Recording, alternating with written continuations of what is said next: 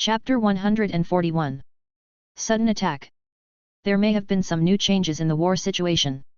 Less than 2 days after that conversation, the soldiers anchored here boarded the warships that came to meet them and rushed towards the northern sea. And Renly was left on the island to pretend to be ill as expected. What's the next step? It's not realistic to sneak away and pretend to go back to Highgarden. It doesn't seem appropriate either. Let's get to know the basic situation of this island first. Standing at the end of the deck, looking at the fleet's shadow gradually disappearing, Renly thought to himself. The family that controls this Green Shield Island is called Chesta.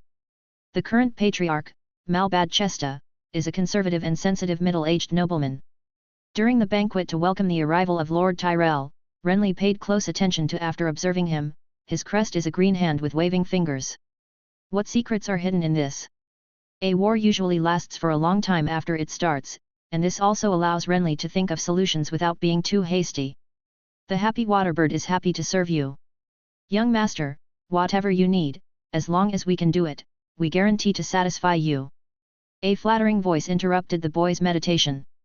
He turned around and saw a short and fat man. The round-faced middle-aged man was standing next to the boy, patting his chest with a happy face. His name is Pushly, and he is the captain of a transport merchant ship. Due to the outbreak of the war, his ship is anchored at the port of Green Shield Island with some other merchant ships and has been requisitioned. Although Renly pretends to be ill on the island, that does not mean that he is grounded, and although he has not figured out a way to leave here yet, it does not prevent him from seeking information. After all, it is said that the so-called sea ghost was originally discovered by these businessmen. So now he's on this ship. Of course, he was not the only one coming, there were several guards not far away, and there were many soldiers scanning the port outside the ship from time to time. I want to visit the fairy city, can you take me there? Renly asked with a blink of an eye after hearing this. This can't be done, young master. There's a war going on over there, and it's very dangerous. Captain Presley shook his head hurriedly, then glanced at the beautiful little guy curiously, but didn't ask any more questions. Renly's true identity is known only to Earl Cesta himself on the island and the guards left by Duke Tyrell. No one else knows. This is mainly for his safety. After all, the identity of the king's younger brother is too special. So Captain Pushly only knew that the young man who ran up was a young master from a noble family, and knew nothing else. He doesn't have much curiosity about this. After all, some things in aristocratic families are sometimes very complicated, and it usually doesn't do any good to get to the bottom of it. How about we go to the old town? There are many interesting places there. The fat captain suggested, and fervently hoped that the little guy would agree with him, so that his ship could escape the influence of the war. Unfortunately, the boy's next sentence the words made him feel disappointed. Forget it, I'm not going there yet. Renly shook his head and answered, then changed the subject and asked, I heard that there is a sea ghost named Jaspi haunting the fairy city. Do you know this? Captain Presley. Some understanding. The fat captain's words made Renly happy, but then he frowned. But basically it's all news that's no different from usual. For example, it looks scary, and ghosts come and go when they want. Young master, with all due respect, although there are many strange things at sea, most of them are just suppressed. The sailor has been talking nonsense for a long time, after all, this kind of thing is best used to fool prostitutes. What else? Renly asked reluctantly, I heard that he always asked about a place called White Gull Village. I think some sailor made up the place name. Captain Presley replied with a smile, I have been doing business for so many years, but I have never heard of such a place. Maybe on land. It seems that I still need to find it myself. Renly sighed secretly upon hearing this. But then something clicked in his mind, and he felt as if someone was looking at him. He turned his head and saw a tall woman in coarse cloth leaning on the mast not far away, looking over. When she saw the boy looking at him, she smiled at him. The woman looked to be in her 20s, had short silver hair, and looked quite heroic, but her expression seemed a little awkward. Strangeness. The boy felt inexplicably that the woman seemed abnormal, but he couldn't explain why, so he asked Captain Pushly beside him, who is that person? That's Miss Tiana. She originally wanted to go to Cliff City on my boat. The fat captain sighed after hearing this, it's a pity that the war broke out and we couldn't get clothes at all, so she had no choice but to wait. Alas, I am a trustworthy businessman, but after receiving the money, I couldn't complete the transaction. What a shame. Renly curled his lips when he heard this but said nothing. After a brief contact, he felt that this person was actually a bit glib and did not seem to be a particular person. After thinking about it carefully, he still didn't feel anything was wrong, so Renly simply gave up. After chatting for a while, he led a group of guards not far away and turned around and walked towards the bottom of the ship. As he walked, he thought about whether to go or not. Ask around on other ships. But before he could take a few steps, his steps suddenly stopped. Because the woman who made him feel strange just stepped in to stop them. Miss, what do you want? Seeing this, the guard hurriedly took a step forward and blocked the boy behind him. Important things. The other party replied, and after a few steps closer, he suddenly head-butted fiercely, knocking the guard back while screaming. At the same time, the long sword on his waist was quickly taken away by the woman. Then she moved slightly to the side, deftly avoiding the sword attack of another guard, and at the same time, she waved her weapon casually, and the sword directly swept across the palm of the other party holding the weapon. So a touch of blood splashed, and the sword of the senior guard from the Tyrell family fell to the ground without holding it. The other guards around had already rushed up at this time, but the incident happened suddenly, and their siege formation had a big loophole, so that the woman leaned over and moved to dodge, and actually rushed out of the encirclement directly, and then took a long step, directly crossed a distance and came to Renly. There were 2 guards on both sides of the boy at this time. One of them saw this and held the long shield in his hand tightly, and the other waved his sword to stop him, while roaring. Hurry back to help, enemy! The sharp cry stopped abruptly. The attacker used a fake move to trick him into revealing a flaw, and then slapped the sword in his hand on his forehead, so the guard fell to the ground dizzy, and then the woman raised her leg and kicked the shield guard fiercely, and the fierce force rushed out. The shield made a clanging sound, and the shield guard couldn't help but stagger back. So there was a momentary gap in the protection around the boy. Everything happened so fast that it seemed that in just a few seconds, this guy had broken through and entered in front of him. Renly, who was standing there, was stunned to see all this, and after looking at the long legs in front of him that were much longer than his short legs, he simply raised his hands honestly in a gesture of surrender. What do you want to do? I will cooperate. He blinked and said, just don't be violent. You are an interesting kid. Seeing this, the other party chuckled, stretched out his hand to grab the back of his neck, and shouted to the large number of guards who gathered around again, now, if you don't send me to Kiaoin City, I will kill him. After these words fell, the boy who was secretly fiddling with a bronze ring on his thumb thought about it, and then he became completely honest. Chapter 142. When the news came that Lord Renly had been captured, Lord Malbard Chesta of Green Shield was hiding in his kitchen warehouse and doing some unspeakable things with a skinny young female cook, which even caused the servants to. It took me a long time to find him. Then when he heard the news, Count Chesta, who was originally impatient and irritable, felt as if someone had poured a bucket of cold water on his forehead, and immediately turned off the fire. How could he be captured? There are so many guards around the child. The Earl murmured with trembling lips, but the servant was obviously unable to answer his question. So the middle-aged Earl, who was in disheveled clothes, hurried towards the scene of the crime. At this time, a large number of fleets participating in the war had just left, and the people on the island were still busy finishing up and cleaning up. Most people had little understanding of what happened at the port, and only had a vague idea of what seemed to be happening. So when they saw their master running towards the port in disheveled clothes, everyone was quite curious about it. What happened? I heard that someone was making trouble at the port. Who is so bold? It can't be that the Ironborn are coming. How can this be? There were so many people coming to Highgarden that few noticed that there was a child following them. Even if they did, they obviously couldn't guess his true identity. After all, Duke Tyrell was accompanied by many of his vassals. However, others didn't know it, and it was certainly impossible for Count Chesta not to know, so he was filled with anxiety at this time, even more anxious than his own son being captured. The port area had been blocked by the garrison soldiers at this time. After the Earl arrived, he led a group of people to negotiate.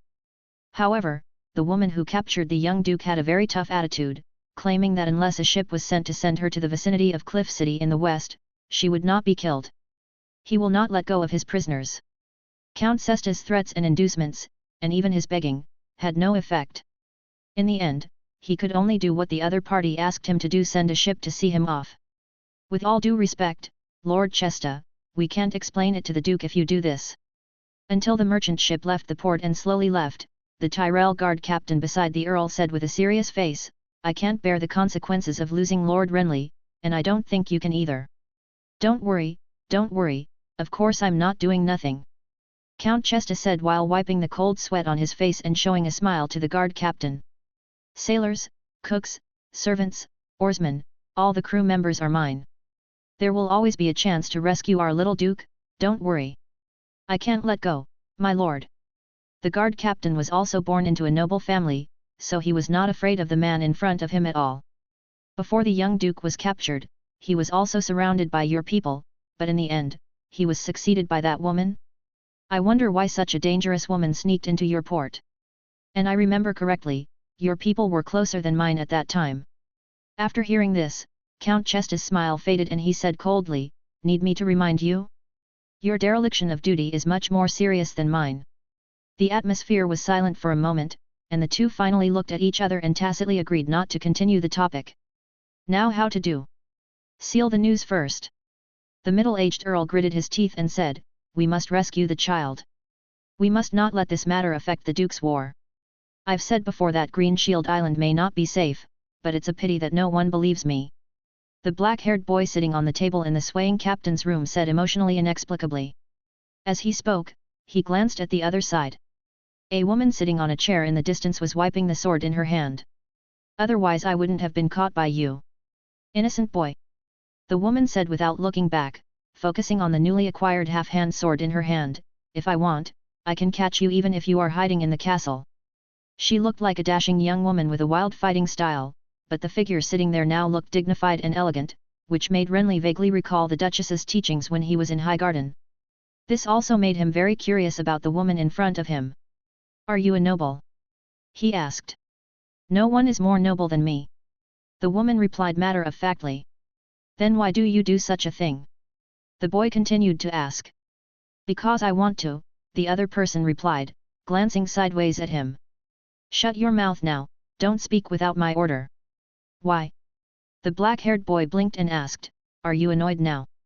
If you say one more thing, I will cut your tongue or chop your fingers. Okay, I'll shut up. Renly replied, then turned over and sat on the chair behind the table, looking calm and honest. His target was near Fairy City, and the Cliff City the other party mentioned was also in that sea area, so although he was currently captured, this was exactly what Renly wanted. Therefore, he was not prepared to break the current situation. It was enough to say a few test words to get a rough understanding of the other party's character. But he didn't want to, but the woman who called herself Tiana became a little interested because of his honesty, or in other words, she was curious about this little guy who didn't panic at all after being kidnapped.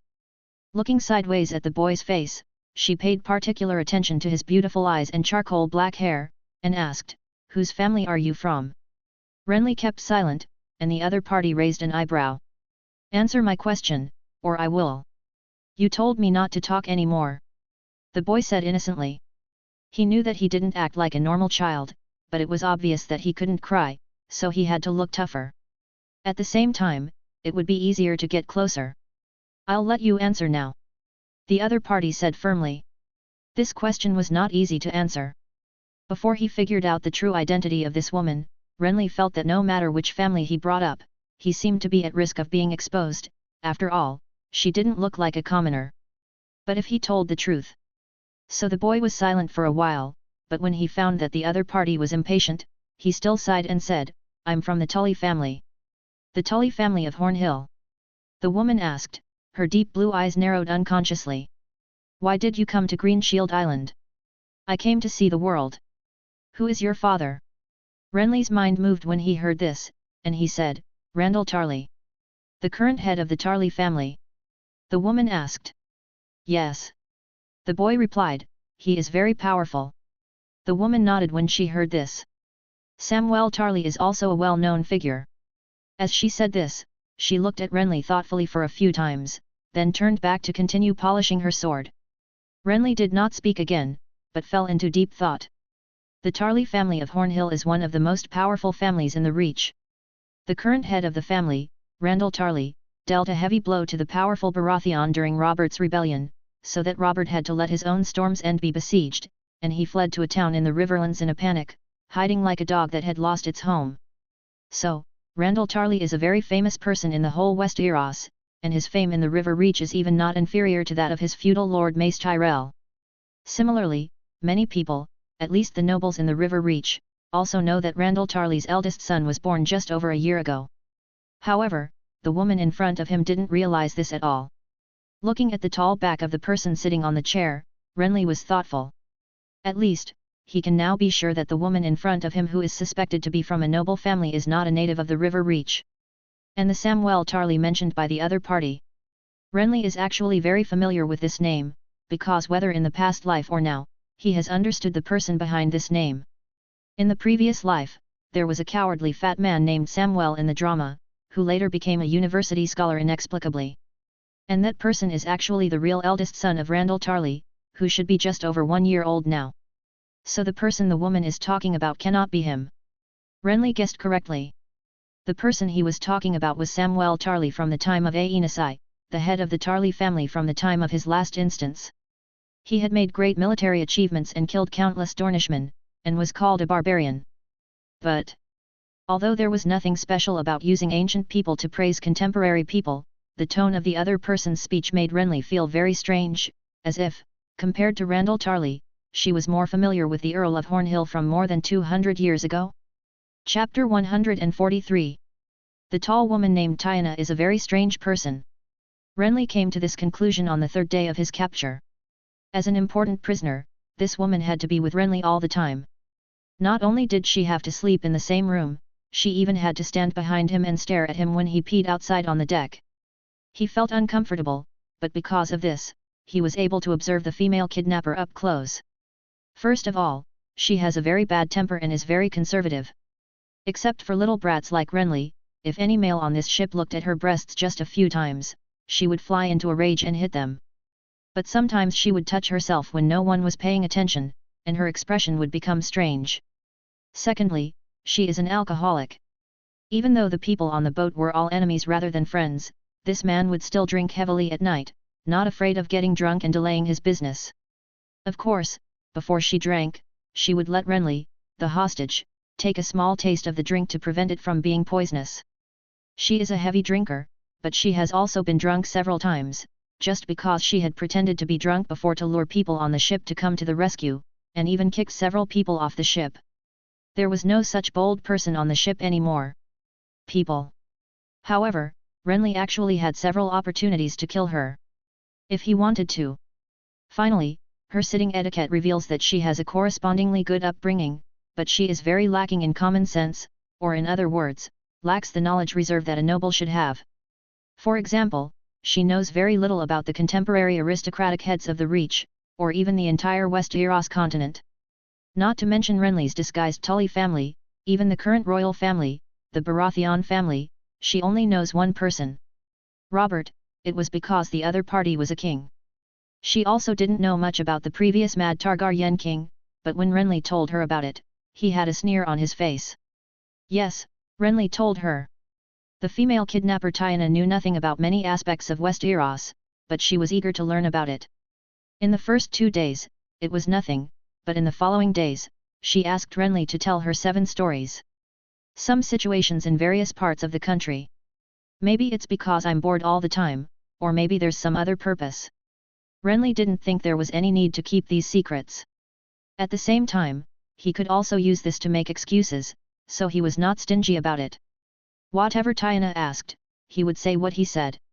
It was back and forth, and the relationship between the two was not that bad. Alienated. Although the other party was surprised by the child's eruditeness, she was more willing to accept it, and at the same time she was very satisfied with such an honest captive. So she didn't realize that her attitude had unknowingly changed from the tough one at the beginning. Too much. Renly was also very satisfied with this female kidnapper who, although her identity was suspicious, had the same goal and a clear temperament. It wasn't until the 7th night of his captivity that he was knocked unconscious by surprise. When he woke up again, he found that the environment he was in was no longer the sea, but a shoal. There was still a dull pain in the back of his head, but Renly had no time to care about it. Instead, he asked the woman carrying him with a stunned expression, How did you get ashore? There is a war going on at sea right now, and no one on the ship is mine. There may be a large group of pursuers behind me. The woman who was holding her neck by the boy in front of her heard this and said without looking back, "You think I'm a fool? Instead of sneaking ashore, do you have to take the sea route? Then why didn't you go to land from the beginning?" Renly frowned and asked, "Why did you go to Green Shield Island? There was no fighting in the beginning." The other party heard this and sneered, "Otherwise, why would it be so troublesome?" With that said, she walked to a path in front of the beach, stopped, and then put Renly down and let him walk on his own. "But it's good now. It's more to my heart to get you." She smiled as she spoke. Renly sighed when he saw this. After touching the back of his head, which was still aching, he looked back and found a small boat at the end of the beach rising and falling with the tide, further away. But there is no trace of the ship anymore. "Are you still going to Cliff City?" the boy who turned around asked. "Certainly," the other party said without hesitation, "but first of all, I have to get a horse, otherwise I won't be able to leave." As she spoke, she turned around and continued on her way, while the boy followed behind her, staring at the tall woman in front of her. Some thoughts surged through her mind, but in the end he suppressed them all. Then he asked, "Why are you going to Crag City? Are you related to the Westerling family there?" "Relative." The other party paused when he heard this, then suddenly turned his head to look at the boy and asked something that seemed to have no connection. "Maegor Targaryen, did he really leave no descendants?" "Maegor." Renly was stunned when he heard this, but still replied, "There is not one. The later Targaryen bloodline is basically the bloodline of the young queen. The bloodline of the Great Queen was completely extinct after Maegor's death." "Why?" The other party couldn't help but ask. "He married 7 wives, how is it possible that he didn't leave a single child?" 6, not 7, Renly corrected. "So, why? Maybe he has something wrong with him." Renly replied smoothly. Hearing this, the other party couldn't help but touch her chest, showing doubt on her face, but the words she heard next shocked her whole body. "But it is said that the reason why Maegor I had no children was that his women were poisoned by one of his queens." "Who is it?" "It is," Renly said, and suddenly paused, then looked at the other party thoughtfully. "Tyenna, the same as your name, Tyenna of Tower City, from Pentos." The other party did not speak again, turned back and continued walking, and his face became unusually gloomy for some reason. Renly followed behind her, and he was also very tactful and did not talk glibly, and he fell into deep thought. The woman in front of him obviously did not come from a commoner family, and even the etiquette of ordinary young nobles could not do it, but she did not know the common sense that nobles should have. Or rather, what she knew was very strange, knowing the surnames of lords from all over the 7 kingdoms, but knowing nothing about the helmsmen of the current era. At first, Renly thought that this might be because the other party came from a place outside Westeros, such as the free trade city-states in the East Continent, so he only knew a little about these things, and this could also match the hair color and eye color of the person in front of him. After all, there are actually many people with such characteristics in the East Continent. However, at this moment, another idea suddenly popped up in his heart. Could this woman named Tyenna be an ancient person? An ancient person who was reborn in the modern? After several days of continuous contact, many clues came to his mind at this time, making him more suspicious. It is obvious that she is of noble origin, but she is completely out of touch with the times. Not only does she not know much about the current nobles, but she also knows nothing about the actions of many kings of the Targaryen dynasty before, but she is very concerned about this aspect. Renly can easily accept the concept of time travel and rebirth. After all, he himself is a perfect example, but in this world of A Song of Ice and Fire, there are ancient people who travel through time, which is worth his deep thought. Thinking about it, Renly unconsciously looked at his left wrist with doubt in his eyes. One of the known abilities of the mark is replacement, and he has always been curious about where the source of this replacement comes from. Is it around him, or somewhere else in the world? But why can't it be the other side of time? After all, he himself has the ability to travel through history, and I remember that in that drama, there are people who can observe and even interfere with history. But this is not right. Although it has taken effect many times, Renly has paid attention every time. If a living person really ran in, he couldn't have missed it. His mind was racing, and Renly suddenly raised his head and asked the woman walking in front, "Are you the Tyenna? Tyenna from Tower City? From 200 years ago?" After the voice fell, the other party's footsteps unconsciously paused. Chapter 144. It was only dawn, the sky was dim, and on this deserted road not far from the sea breeze kept blowing, mixed with the cold of the coming winter, which gave people goosebumps. After the boy finished speaking, the silver-haired woman suddenly paused, and then turned back to look at him. "What did you say?" "Tiana." Looking up at the heroic woman with a tense face, Renly said without hesitation, "I mean, you are the Tiana from more than 200 years ago, the third wife of Maguire, who he met in Pentos when he was exiled to the Free Trade City for bigamy." The woman's reaction had already made Renly guess, and although it seemed very direct to reveal a person's secret, he was already quite irritated because of the sudden landing, and now he was even more eager to confirm whether his guess was correct, so he didn't care so much. "Why do you say that?" After hearing this, the tall short-haired woman narrowed her eyes and said in an inexplicable tone, "From 200 years ago? How exaggerated! You love to talk in your sleep when you are drunk." Renly interrupted her seriously, and said to the other party with a stunned expression, "Several times, some strange things have been mentioned, such as why am I here? How is this possible? 200 years, this world is not real, and so on. So you think I am a person from 200 years ago? Because of this dream talk?" "Yes." Renly nodded, and then asked curiously, "Are you really a person from 200 years ago?" In fact, dream talk is basically nonsense, but Renly can't say that this is his own analysis, that would be too threatening. He currently positions himself as a precocious child who is familiar with history and the situation in Westeros, with weird and naive thoughts. "I don't want this female robber to have any other associations."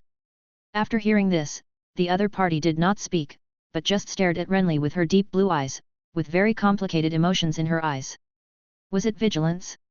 Rejection? Relief? Or joy? Without giving Renly any more time to watch, the tall woman suddenly squatted down, looked at the boy at the same level, took a deep breath, and said seriously, "I am indeed not from this era."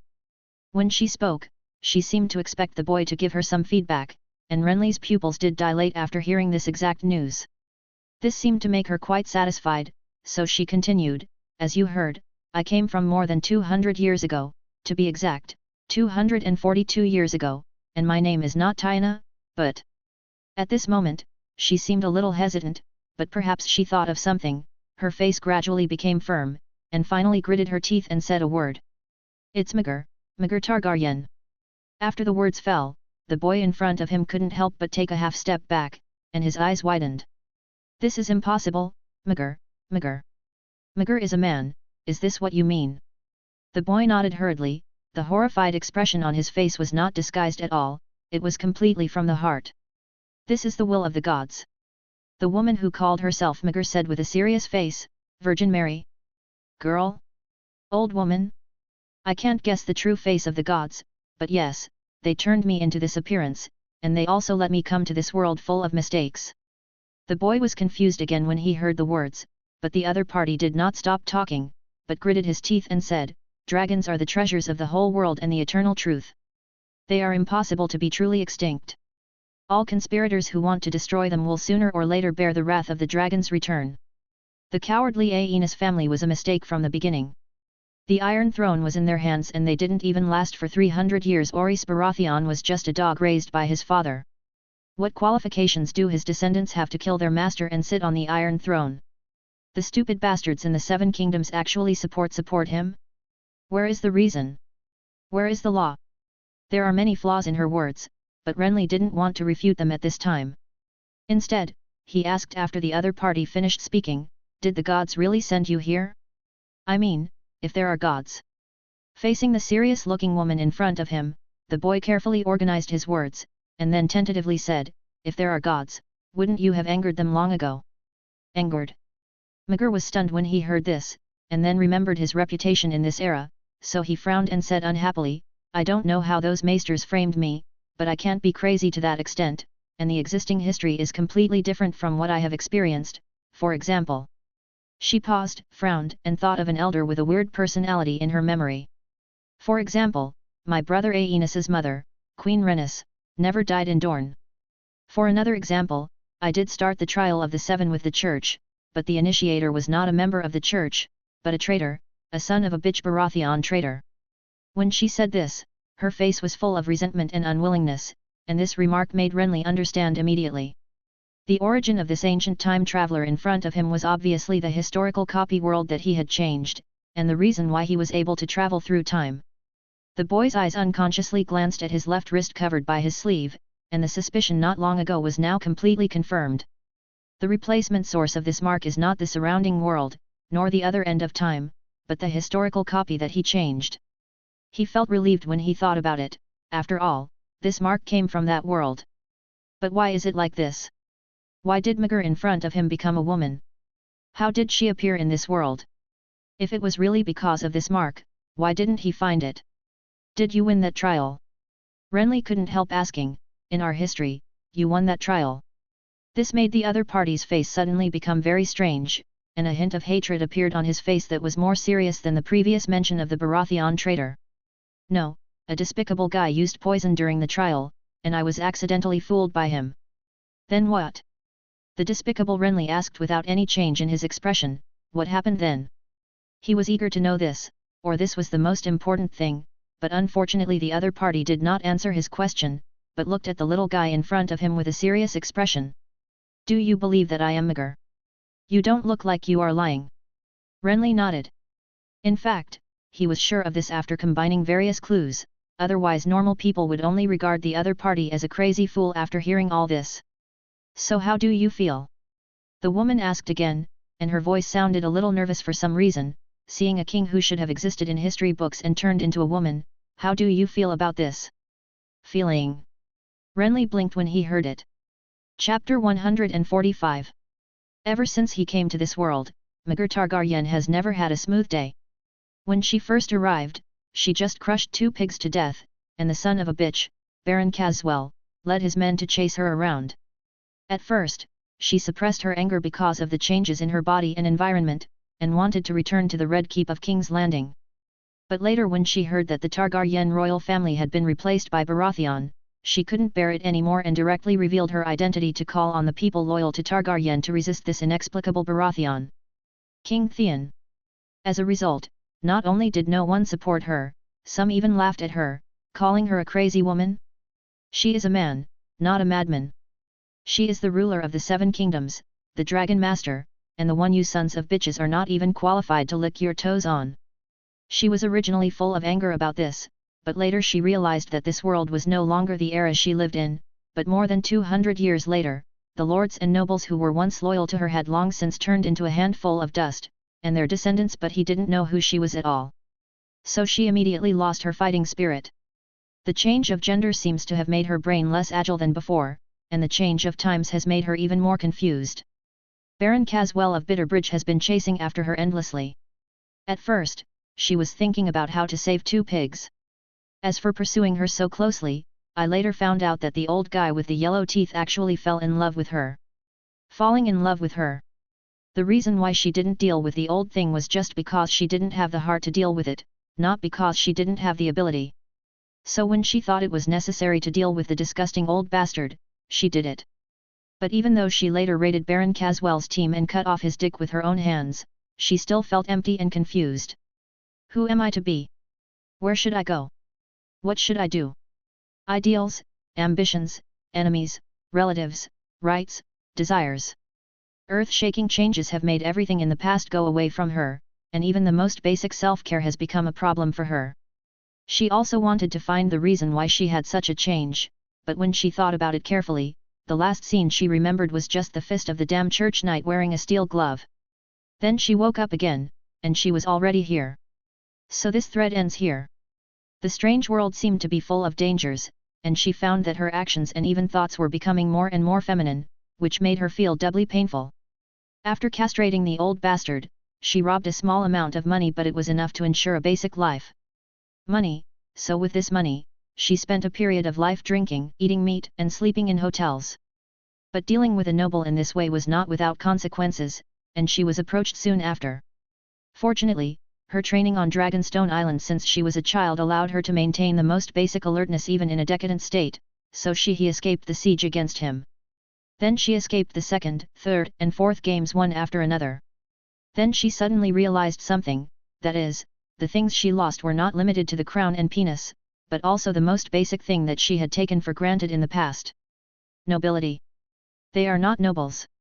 The lords of Westeros can hang themselves if they want to, and drown themselves if they want to.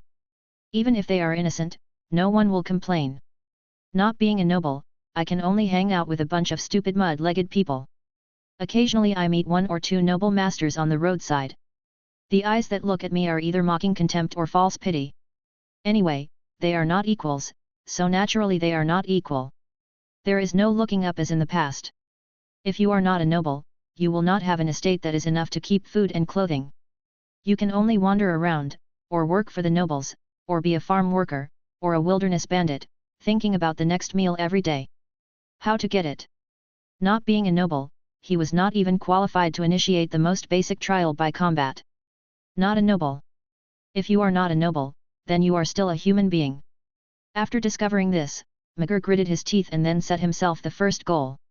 It would not be too late to make a large sum of money and then go to the eastern continent where there is no aristocracy to buy property. She would become a rich man for the time being, and then she would consider the future after she fully understands this era. Yes, it's better to run away. Although she was arrogant, she was not a fool. After losing her identity as a dragon and a Targaryen, it made her clear-headed. She knew that a woman could not even become a knight, let alone become a noble again. The Baratheon dynasty was extremely disgusted, but she had not yet adapted to the changes in her body, let alone her lofty ambition to correct the chaos. So she decided to go to Cliff City in the west. The nobles in the west are generally wealthy, and the Westerling family in Cliff City is the leader among them.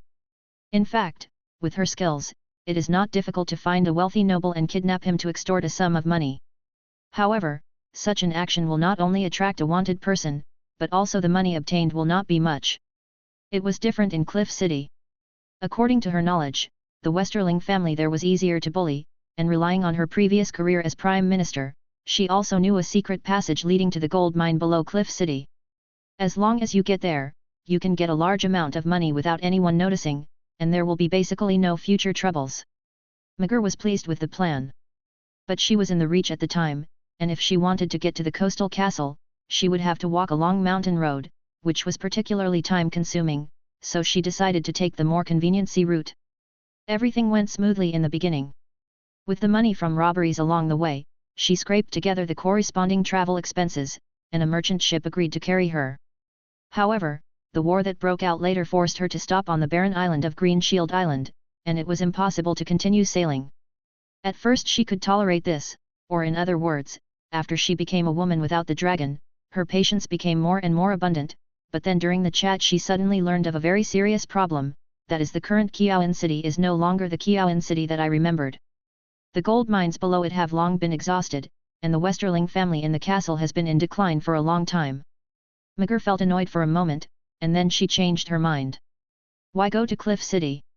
Thinking about being wanted, kidnapping for extortion and then seizing the time to run away is the right way. So she did it. The process went smoothly, even a little too smoothly. Before she could figure out the target of the kidnapping, a noble child swaggered onto the boat she was on and asked questions. Of course she had to seize such a good opportunity. And relying on her extraordinary skills, she did seize this opportunity.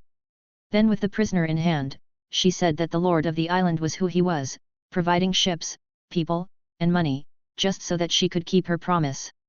This made McGregor suddenly realize that the identity of the child who was randomly tied up in his hands did not seem to be that simple. Later inquiries made her confirm this. The eldest son of the Tully family and the son of the contemporary Earl of Hornhill. His father is an important general in the Reach and has a high reputation. Her original thoughts changed as a result. She wants to play a big game. So her original route was inconvenient, but her goal was completely different from before. Of course, it is impossible to tell this to the child in front of you. Although this little guy does not look big, he is actually a bit smart and nervous, and his mind is unstable. Not only did he not show much nervousness after being kidnapped, but he seemed to be looking forward to Kiawan City. Look like.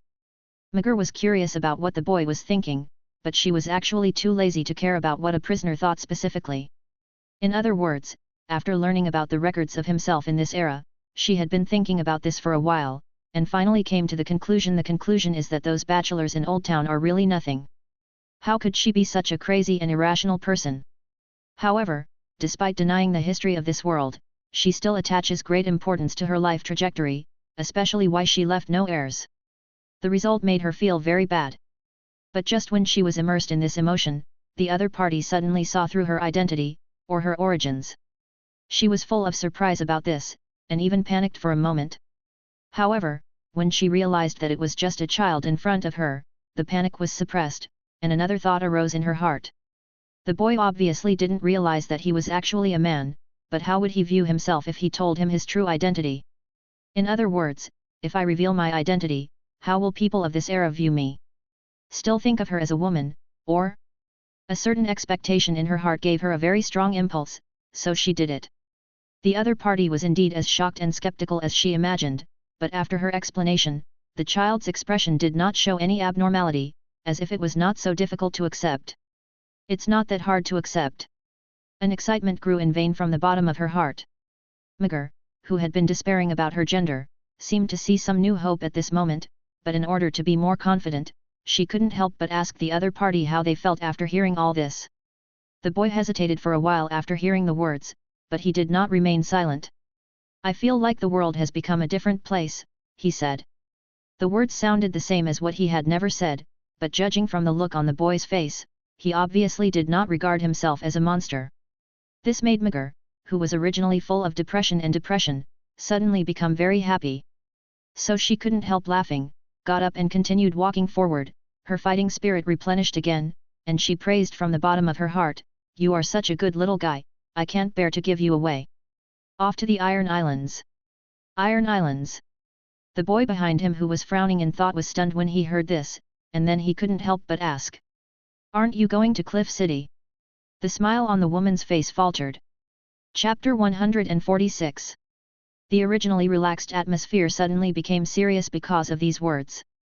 Facing the black-haired boy's question, the silver short-haired woman's expression froze for a moment, then she narrowed her eyes and said, "Of course I'm sending you away.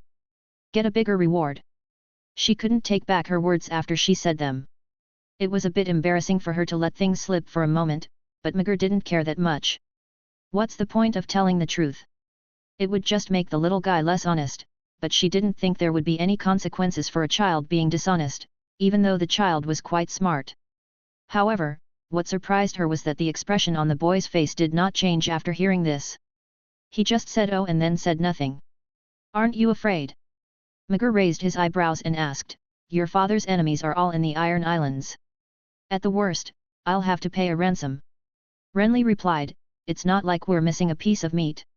Defeated noble captives can indeed be exchanged for ransom, but this is a rule in Westeros.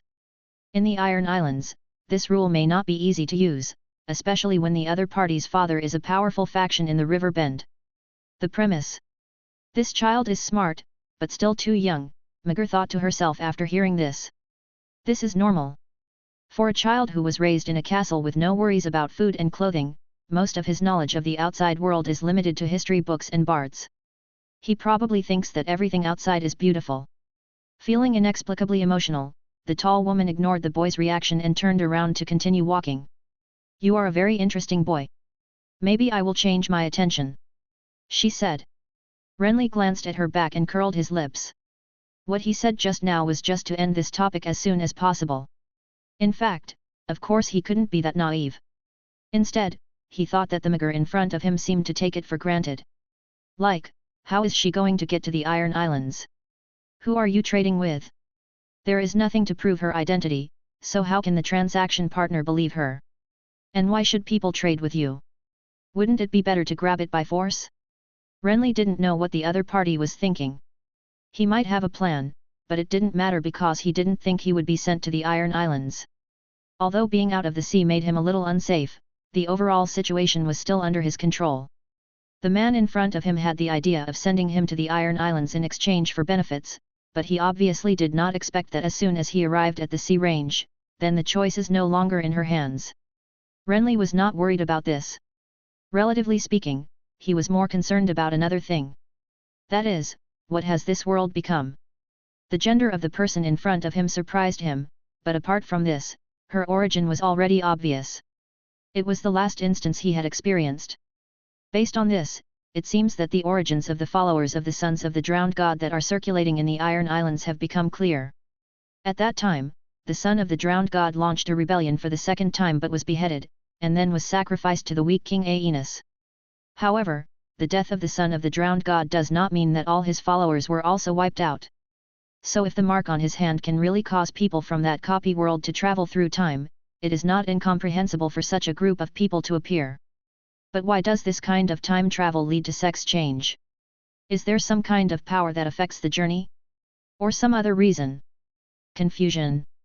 Continuously walking under dim light, the boy touched his left wrist and pursed his lips in silence.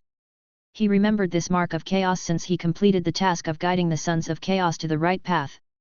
At first, he thought that the mark was so special because the system in his body had given him corresponding power.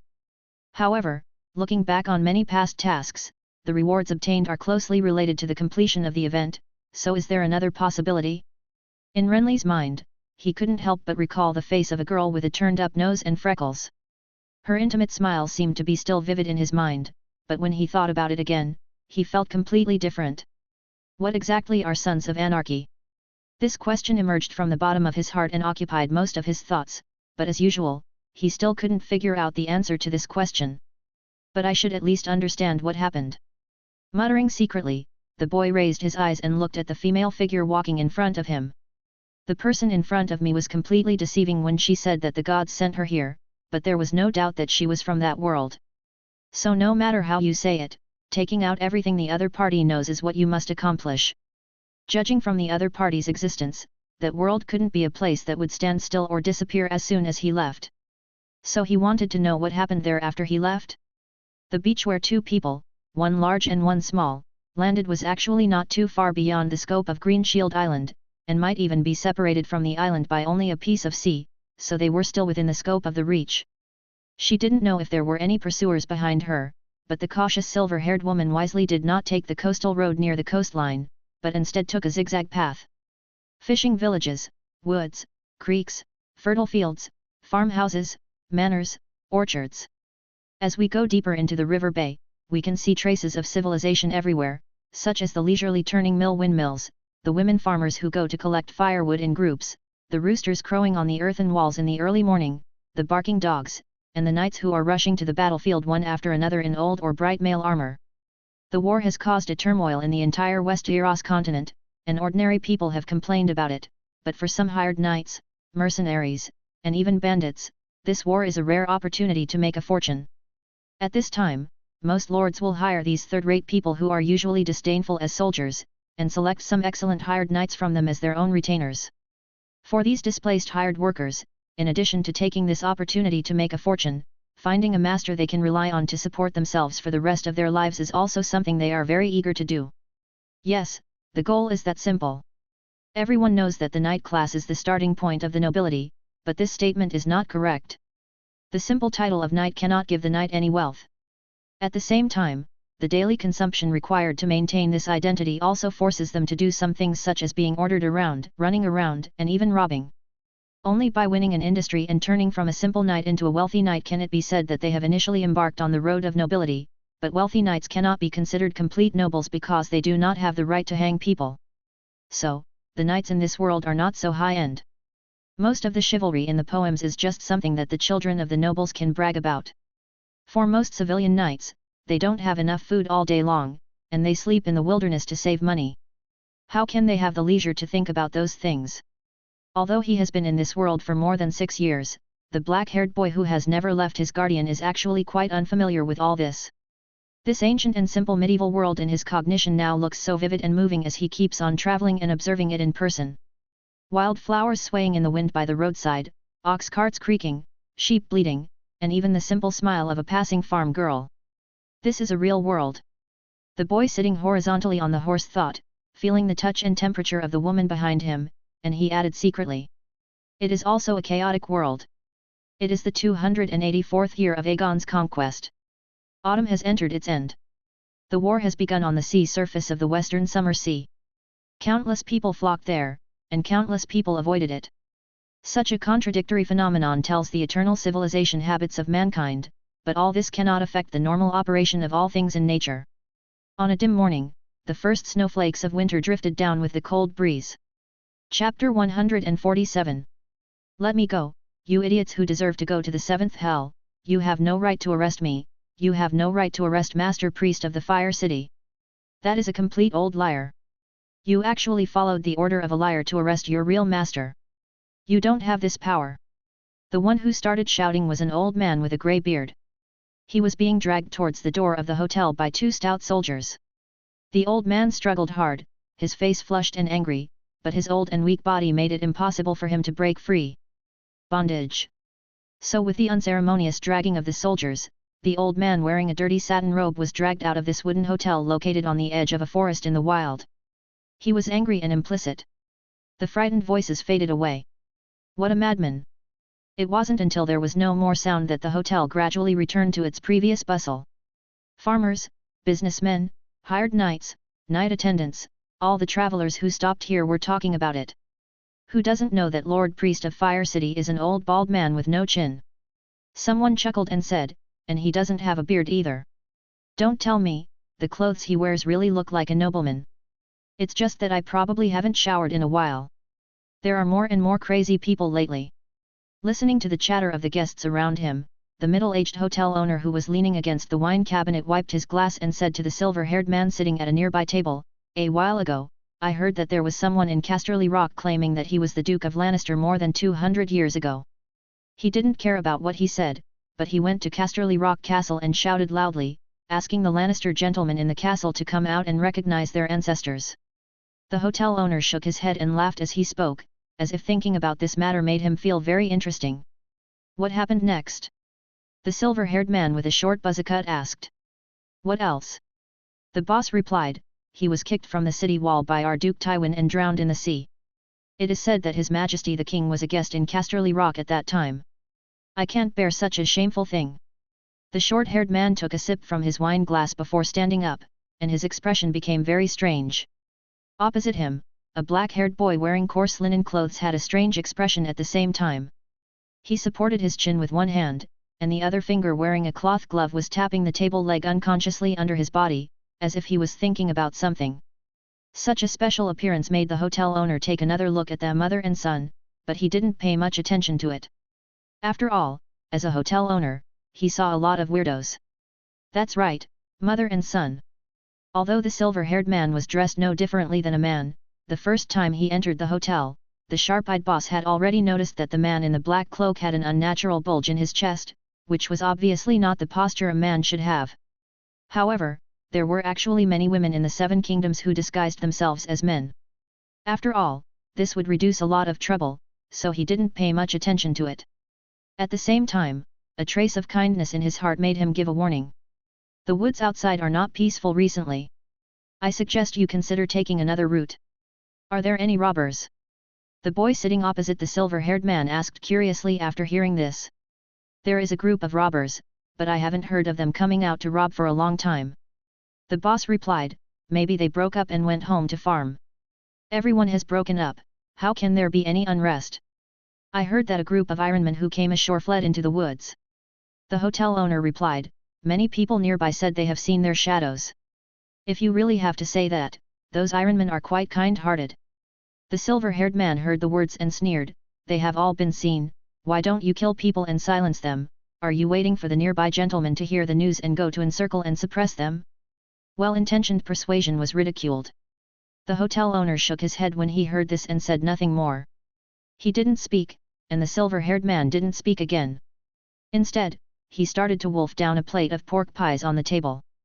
The boy opposite him also chewed in small bites, with an absent-minded look on his face. The Lannister fleet has been burned out.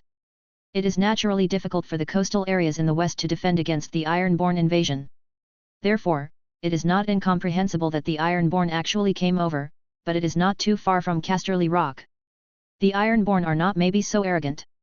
These two people are naturally Maegor and Renly. At this time, it had been more than 2 months since they landed on the road, and they had arrived north of Casterly Rock in the west, not far from the sea area of Renly's destination, Fairy City.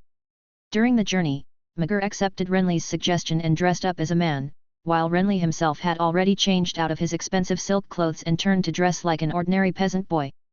It's just that his appearance was too outstanding, so this kind of dressing up didn't seem so successful. In order to enhance the effect, Renly had to mess up his hair. He usually behaved quietly without any sudden behavior. He has now determined one thing, that is, the time travel of these people is not caused by the replacement effect of the mark, and the chaotic mark on his left wrist is actually not just a simple, uncontrollable ability, but a channel. A passage connecting the world of his last copy. Every time this channel is opened, a special force will be generated, causing the replacement effect or alienation between the two worlds. But in fact, this strange power is just incidental. The main ability of the mark is still a channel, coordinates, or a door. Behind the door is the world under his feet, and in front of the door is the historical copy. When someone in the copy pushes open this door and comes to the world where Renly is, the strange power that Renly calls chaos will grow and bring many troubles to Renly. That's right, someone pushed it open. The outbreak of the mark is not random, but depends on whether there is someone on the other side opening the door. This is not learned from Migr, but from the old man who was taken away just now. The other party is also a traveler, and he has been scared silly.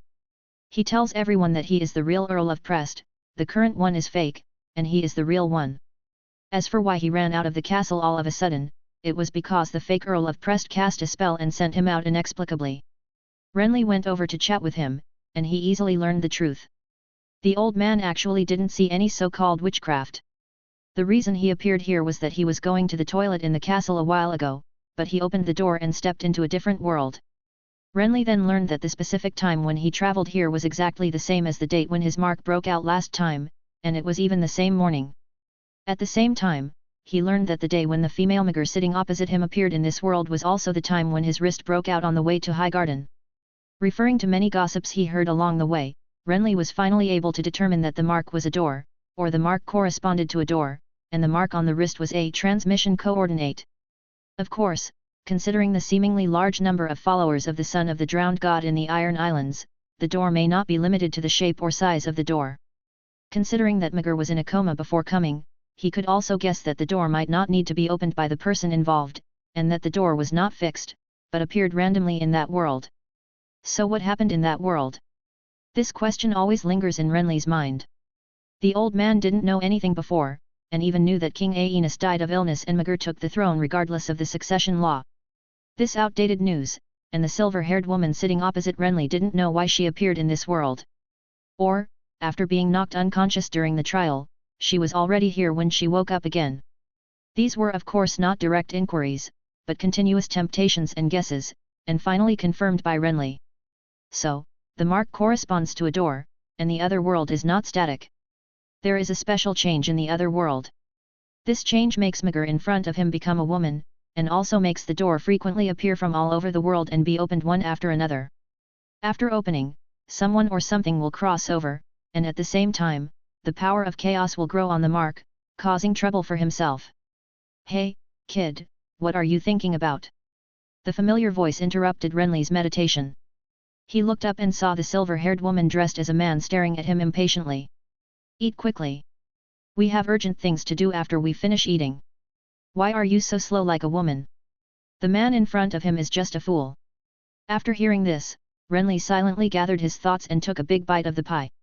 His observations along the way made him sure of this. Chapter 148. The urgent matter that Migr mentioned was not an important matter, but to change the shoes of an old maroon horse named Red Whirlwind. Horses' hooves are like human nails. They are prone to splitting after being subjected to a force that they should not bear. Therefore, it is essential to nail horseshoes, which is like putting a shoe on the horse. However, the original shoes on the hooves of this tame horse bought from Lannisterport didn't seem to fit well. After a bumpy run for a while, the horseshoes on the soles of the feet suddenly fell off, making it impossible to continue on the road, so they had to go out in broad daylight. I stopped at a roadside inn to find out if there was a horseshoe repairman nearby and to fill my stomach. Yes, filling your stomach is actually just a way of doing it, the main purpose is to get information. Changing horseshoes is not a job that just anyone can do and requires certain technical requirements. However, even though the location is not a crowded and prosperous place, they have also heard that there is such a master in a nearby village. So after eating all the pies, they led their horses and hurried off in the direction they had inquired about. The woman next to her kept yelling and cursing along the way, which probably meant that she should not let her see the horse dealer again, or else she would have to break his legs. Renly thought that this was just a small problem and there was no need to dwell on it for so long. However, it was not incomprehensible that the other party was in a particularly bad mood since his relatives had been here in the past 2 days. It's just that Renly still thinks that the other party is a fool, or a weirdo. After meeting him along the way, he seriously suspected that the guy next to him who was cursing and swearing as he walked had his brain damaged during their martial arts competition, and that he had even done something that was inexplicable to him. For example, she could grab a passerby and rob him when she had no money to spend, but she had to go all the way to buy some horseshoes for an old horse she bought. For example, she could snap a forest bandit's neck without hesitation like a chicken's, but she was seriously dissatisfied with Renly's behavior of digging out birds' nests in the trees to improve his food. For another example, it was obvious that she had obtained money through robbery very quickly and had a lot of savings, but the money she robbed was so valuable that she wanted to break a copper coin into 2 petals and spend it on the food. She is as stingy as a fussy little old lady. If it weren't for safety reasons, she might have asked the 2 of them to sleep in wild hedges like those poor mercenary knights instead of sleeping in a hotel room. Renly was really surprised by this. He felt that this kind of normal character was nothing. A guy who came from a royal family, had no worries about food and clothing since he was a child, and even became a king for a few days, he couldn't be so stingy, right? However, she is indeed so stingy, and I don't know whether it is her original personality, or whether she was stimulated to become like this after becoming a woman. But in general, the 2 of them got along quite happily along the way, and there was no conflict. On the one hand, Renly was usually very honest, and on the other hand, the other party had a weird personality, but his temper could not be called good. How violent! In other words, she is indeed irritable and impatient, and she also has an unscrupulous temper that does whatever she wants, but these are very different from various records in history. It may be that the female body has made her a lot gentler, or it may be that she came to the modern just after being crowned and has not experienced many things later, and even the character of the tyrant has not been fully formed. But all this did not make Renly forget the identity of the 2 of them, nor could he ignore the current route they were taking. Now he had basically emptied out everything that the other party knew he was interested in, but he had not yet escaped. There is only one reason. That sea ghost. Although Renly felt that he had touched this mark of chaos, he was still confused about one thing, that is, the world behind the door should be the world he experienced in his second copy. Why did he go there in the first place? Will people in the dungeon also appear here? Could it be that Jaspi, like the followers of the Sons of the Drowned God, were all part of the second copy? This is possible, after all, in a sense, they are all the same world. But Renly wasn't sure about this. At the same time, escaping on land was very inconvenient, so he wasn't completely sure. So he has been following the female kidnapper honestly, and is going to try his luck in the sea area to see if he can meet the sea ghost. If he can, it is best. If not, it will be easier to escape. Hey kid, what are you thinking about? The words coming from beside him interrupted the random thoughts in the boy's mind. He looked sideways and saw that the silver-haired man leading the horse had handed the horse rope to a rickety old man wearing an apron, and he came to the farmhouse. Renly was staring at Renly suspiciously from the corner of the courtyard. By this time they had arrived at the place where horseshoes were changed. I was thinking about what I heard in the hotel before. Renly replied smoothly, secretly guessing whether the other party had awakened a woman's sixth sense. Why was it suddenly so sharp? The ghost of the son of the forest in Red Lake. The silver-haired man asked with an eyebrow raised. No, it's that Lannister idiot who calls out his ancestors. The boy brought up a very obvious topic, people from your world keep coming here. If the number is small, it doesn't matter, but if the number is large, think about it. A noble man with a noble birth and all kinds of rights, they instantly became paupers with nothing and no identity. Would they be willing to be farmers, servants, mercenaries, or even robbers and bandits? Who would be willing? The other party sneered at the words. I asked you to change from a king to a beggar to beg for food, would you be willing? Renly shrugged his shoulders and did not respond, because the question already had an answer, and the answer was the man opposite who sneered at Renly's words. Chaos is a ladder. He thought of a famous saying about this world in his previous life. If you are unwilling, you must fight, usurp, or even make trouble, but this situation is bound to impact the existing ruling class in Westeros. I don't know how effective this impact will be. Renly pondered secretly. The class order in this world is quite stable. The history of many lords' families is measured in thousands of years. It is rumored that the Stark family in the north has existed for 9,000 years, it's scary to think about it. After waiting here for most of the day, the sky was approaching dusk. Finally, they led the old chestnut horse with a new shoe back to the previous inn, ready to stay here for one night and continue their journey tomorrow morning. It was just a short time before they regretted this decision. It was dark, and just as the two were having dinner on the first floor of the hotel, a group of armed men suddenly kicked the door and walked in. Then, the hotel owner's terrified cry suddenly rang out. "Iron Men? You are!" The last word was a shrill scream, and then shouts and screams broke out in this wild hotel on the edge of the forest, and the smell of blood gradually spread. Chapter 149. The screams were left behind as they ran quickly. The people who were chatting in the hotel were either screaming and running away or howling in anger. A large group of leather-armored ironmen holding axes, bows, and arrows suddenly rushed in from outside the door, and then inexplicably the killing started. Those who were looking for weapons, those who were wearing armor, those who were hiding under tables, and those who were escaping upstairs. They came so suddenly that everyone was caught off guard. The owner of the hotel here obviously didn't lie when he said it before. There was indeed a group of ironmen in the woods outside the hotel, but he didn't seem to expect that the group of ironmen would suddenly rush into his home. So when the killing occurred, he was the first to be killed. An axe wiped away half of the head. In such a chaotic situation, the two people sitting in the back seat, one large and one small, were running away towards the second and third floors of the hotel. Because the boy's legs were short, he was suddenly picked up and held on his shoulders. The big man and the woman quickly climbed the wooden stairs with a tense expression, and the jolts made Renly feel sick. Fortunately, the wooden staircase of the three-story hotel was not as long as the castle tower. After a while, they reached the top floor of the hotel and rushed into an open room. There was a sleepy-eyed middle-aged businessman in the room at this time. When he saw a man with a child breaking in outside the room, he hurriedly asked, "Friend, what's going on outside?" Migger did not answer, but punched the opponent to the ground, and then kicked him unconscious. After a series of actions, he put Renly down. "Hide here for now, I'll find a way to break out," she said. "Aren't you going to give me to the Ironborn?" Renly reminded the other person kindly, "There is a group of people outside right now." "Shut up, kid, now is not the time to joke." The other party glared at the boy, then closed the door tightly and locked it from the inside. The sudden group of attackers outside were large in number, and they also had bows and arrows. She was not sure of breaking through, let alone carrying a burden. At the same time, although she had the idea of trading with the Ironborn, she did not want to talk to those guys who only knew how to follow orders. Moreover, if she contacted them without any preparation, it would be uncertain whether they would trade or be robbed. Renly on the side remained calm, as if he was not afraid that the current danger would endanger his own safety. The main reason was that his identity was a protective umbrella. No matter who was in the hands, he could not be killed casually. And even if those Ironmen captured him, wouldn't they still have to go back to the sea? The difference between him and the person next to him is just relative familiarity and unfamiliarity.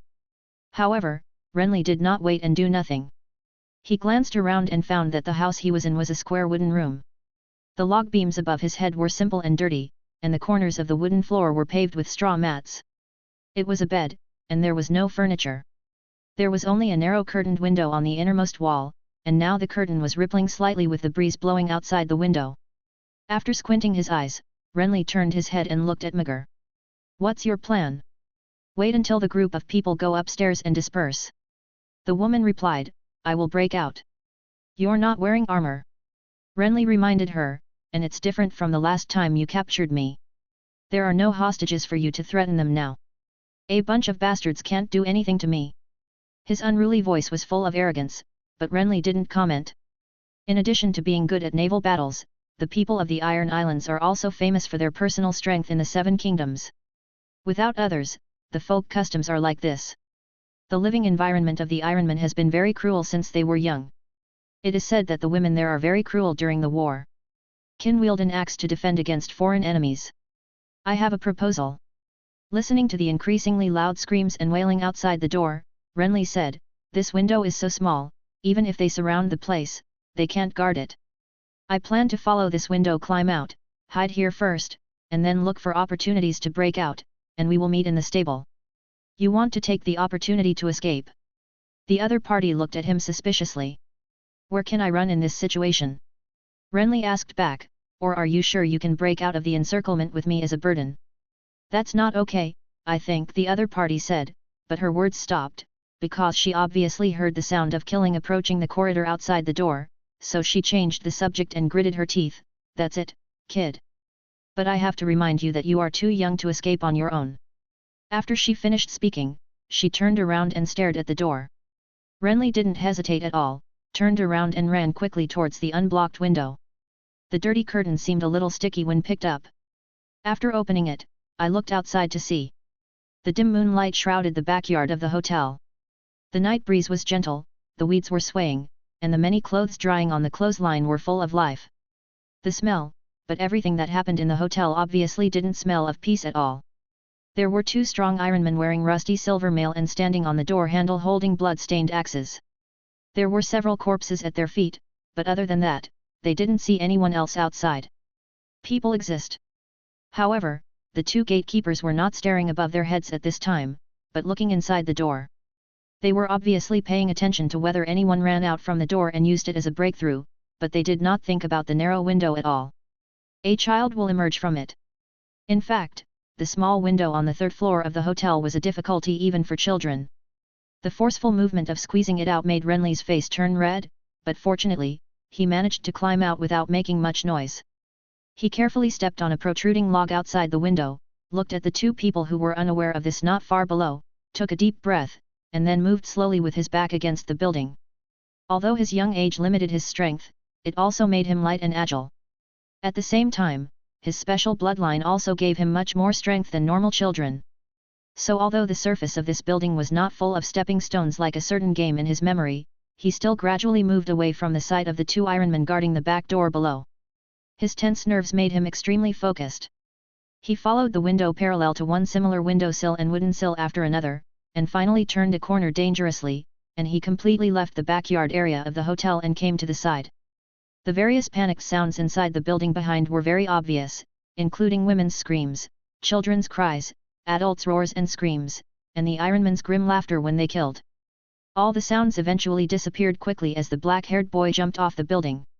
He landed nimbly on the top of a mud wall, then ran a few steps on the wall while maintaining balance, and finally jumped down along the corner into another yard. This is a backyard next to the hotel building, where the stable is located. The shouts and killings behind are so weak at this time, but the neighing and panting of horses can be heard faintly. Looking around, the long thatched roof building is at the end of the yard, which is the main body of the stable. However, when Renly rushed in from the back door of the stable, he suddenly found that there were two young ironmen inside. When Renly ran in, the two of them also looked over. It will be on the shelves tomorrow. Chapter 150. It's been almost 3 months since I wrote it, and it's finally on the shelves. The first thing I felt was that it was a bit hard. After all, people put it on the shelves for 200,000 yuan, or even put it on the shelves for less than 200,000 words. It took me 400,000 words to reach this goal. But then I thought about it, my last book seemed to have 367,000 words on the shelves, and I felt that this might still be my problem. In fact, I didn't want to write this book at first, because the movement in July was a bit big and the impact was wide-ranging, so it felt very dangerous to write a fanfic. However, I thought later that I couldn't prepare for this in vain, and since I had already promised in Lashu that I would start writing a fanfic later, I gritted my teeth and started writing this, which may also be my last fanfic. In fact, the desire to write this book is actually very simple. It is to make up for some regrets of the previous book. I also wrote about Game of Thrones in the previous book, but the writing was always the kind of floating at the top, and it did not integrate into West at all. In the world of Luo. Therefore, the identity I set for the protagonist in this book is a soul transportation rather than a physical body. At the same time, I wanted to write about the growth, education, and experience of a noble child from childhood to adulthood, so the age was set relatively young, and at the same time, I didn't want to write about someone who came from a subordinate lord family and was loyal to others, so I raised this identity to the top. Thinking about it now, this decision really made me feel uncomfortable. Some of the highlights that should have been at the top of my status were suppressed to the minimum due to the age limit. At the same time, the status brought by the high status would not allow anyone to come up to find trouble for no reason. So the book looks very bland in many places, but this also has a lot to do with my personal writing techniques. It seems that I had a problem with my last book, that is, I didn't know how to write in detail. I even had to take a close look at something when I grasped it. I always felt that if I didn't write this, it would be impossible, and if I didn't write that, there would be something missing. But in fact, after I finished writing, I found that some things were unnecessary to write, and instead slowed down the pace. I hope I can improve this in the future. Then let me talk about the key points. Today's update plan is for 9 chapters. After publishing, I will scan the web page to recheck and refine it, so I will not publish them all at once. I will publish them one after another in the afternoon. The best time to watch them is it must be night. Chapter 151. As an ambitious iron race, Herrick believed that his mission should not be to wait in the stable with Poole, who he always thought was stupid, but to enter the inn full of prey and start a real battle. Although it was safe to stay here, and although Chief Iron claimed that his mission was important, Herrick still had a skeptical and resistant attitude towards this. The exit of the inn was blocked, who else could run here to ride a horse and escape? So the mission of him and that stupid Poole was just to guard the horses? What was the importance of this? It was obvious that they were excluded. When others ran in and paid iron money unscrupulously, Herrick could only squat at the door of the stable, smelling the unpleasant smell of horse manure and listening to the neighing of restless horses. If all these horses belong to us, we will be rich. Poole said hopefully, and Herrick secretly added, he endured this stupid and foolish remark in his mind. Maybe you should ask our leader Iron whether it is right to pay iron money for a few horses.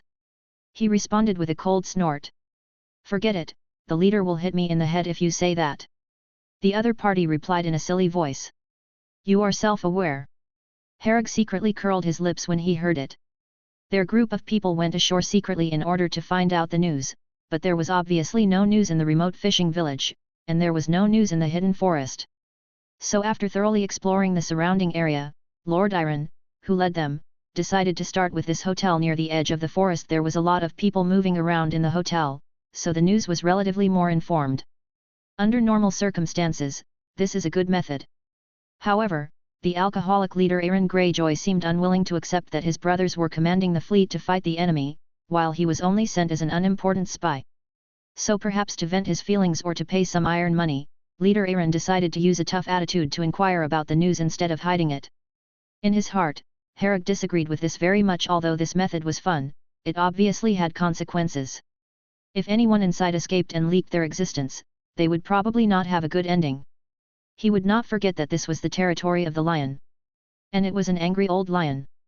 Thinking secretly, Herrick suddenly heard some movement behind him, turned his head and frowned. What did he see? A little boy?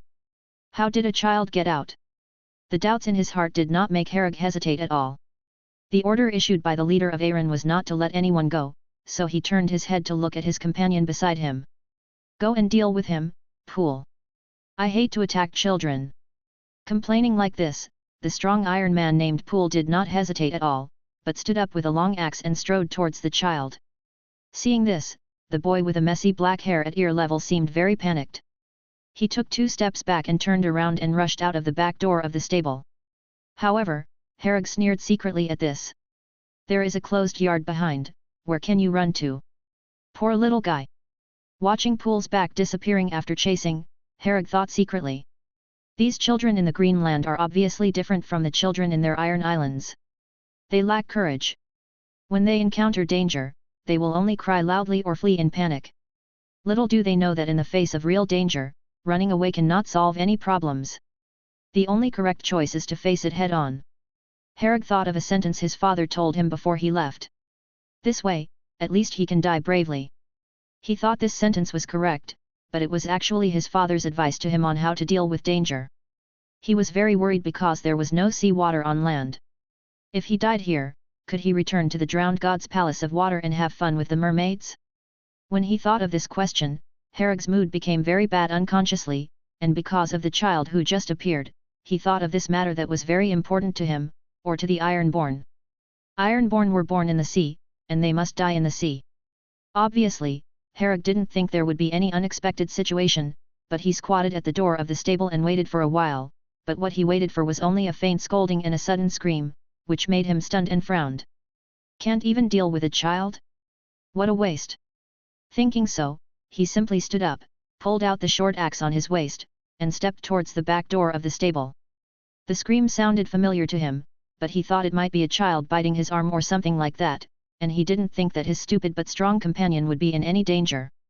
However, just as he opened the curtain of the back door, bent over and stepped out, he suddenly found that his stupid companion was now collapsed not far from the yard, covering his bleeding thigh and neck, with his mouth wide open but trembling silently as he pointed at him. This situation made Harrog's heart tighten, but before he could react, his neck suddenly sank, as if something heavy had fallen on his shoulders.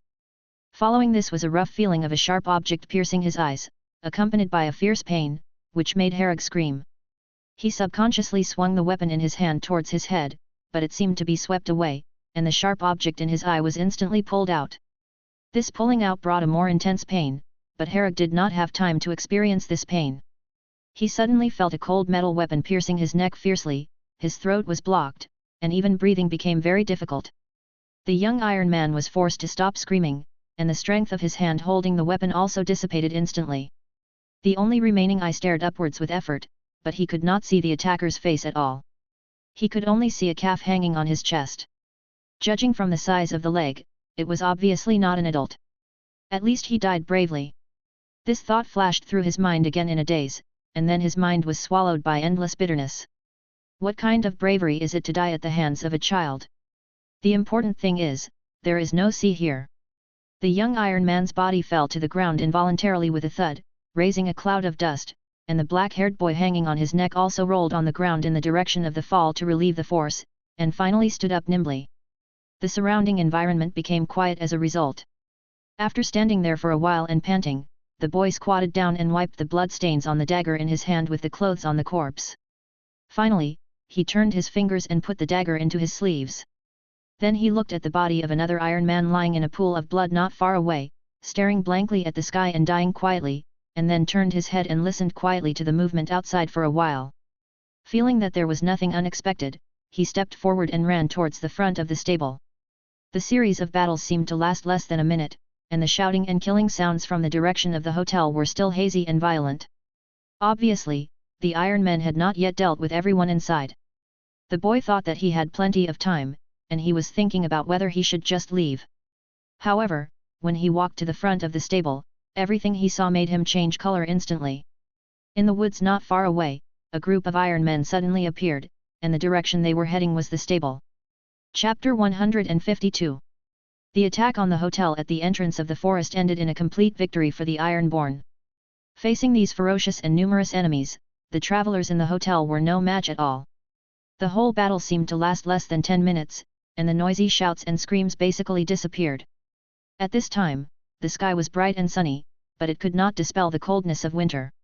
In a forest of dead branches not far away, the Ironmen hung more than a dozen corpses that were shaken and interrogated and died tragically. Blood gathered on the toes and dripped. The surface of the earth blends into the soft soil and turns into patches of dark red. The dead-looking faces are dull but still remain in pain, silently accusing this cruel world. However, not everyone died on the spot. Although the Ironman's purpose was to find out information and kill all these people, after the battle was over and the Ironmen achieved their basic purpose, 2 people were still alive.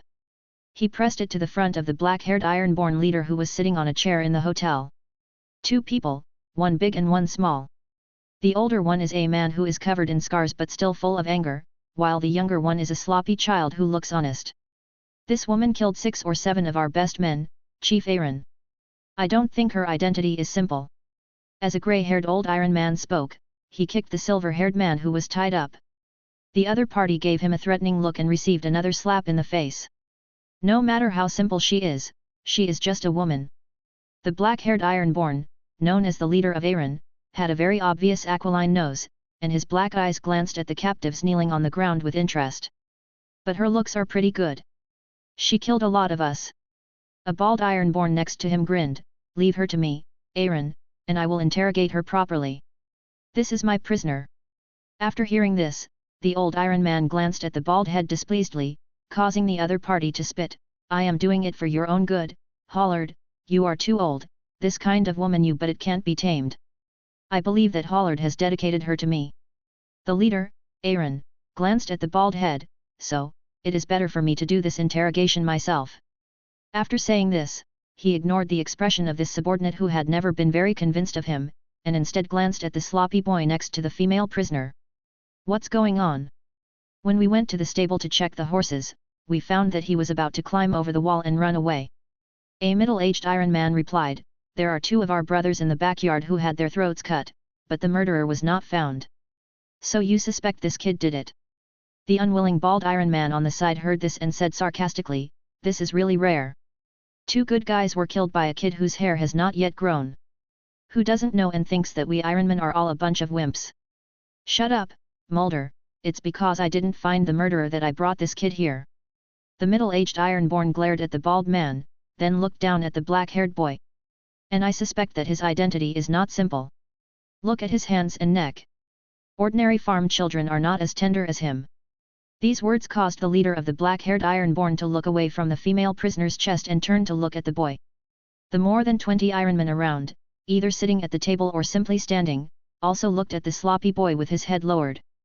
The boy seemed startled by this, so he spoke in a very weak voice, I don't know how those 2 people died. They were already dead when I ran there. It has nothing to do with me. These words did not arouse the suspicion of the ironborn. After all, the boy looked to be only 6 or 7 years old, and even at this age in the Iron Islands, where the people were tough, he was still playing in the mud.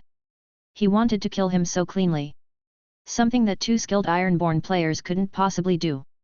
So, who are you, kid? The ironborn leader named Aaron asked with great interest, where are you from? Why do you appear here? To be honest, maybe we will let you go after we find out. The boy stood up and opened his mouth when he heard this, but before he could speak, someone answered the question for him. He is the person your King Balon wants. The tall female prisoner kneeling aside suddenly said, someone hired me to kidnap him and then send him to the Iron Islands to hand him over to your King Balon. These words made all the ironmen who didn't care much at first startled. After looking at each other, they all looked at the leader, the black-haired Aaron, who frowned at the boy and then looked at the female captive. My brother never said anything about this, hiring you to kidnap a child.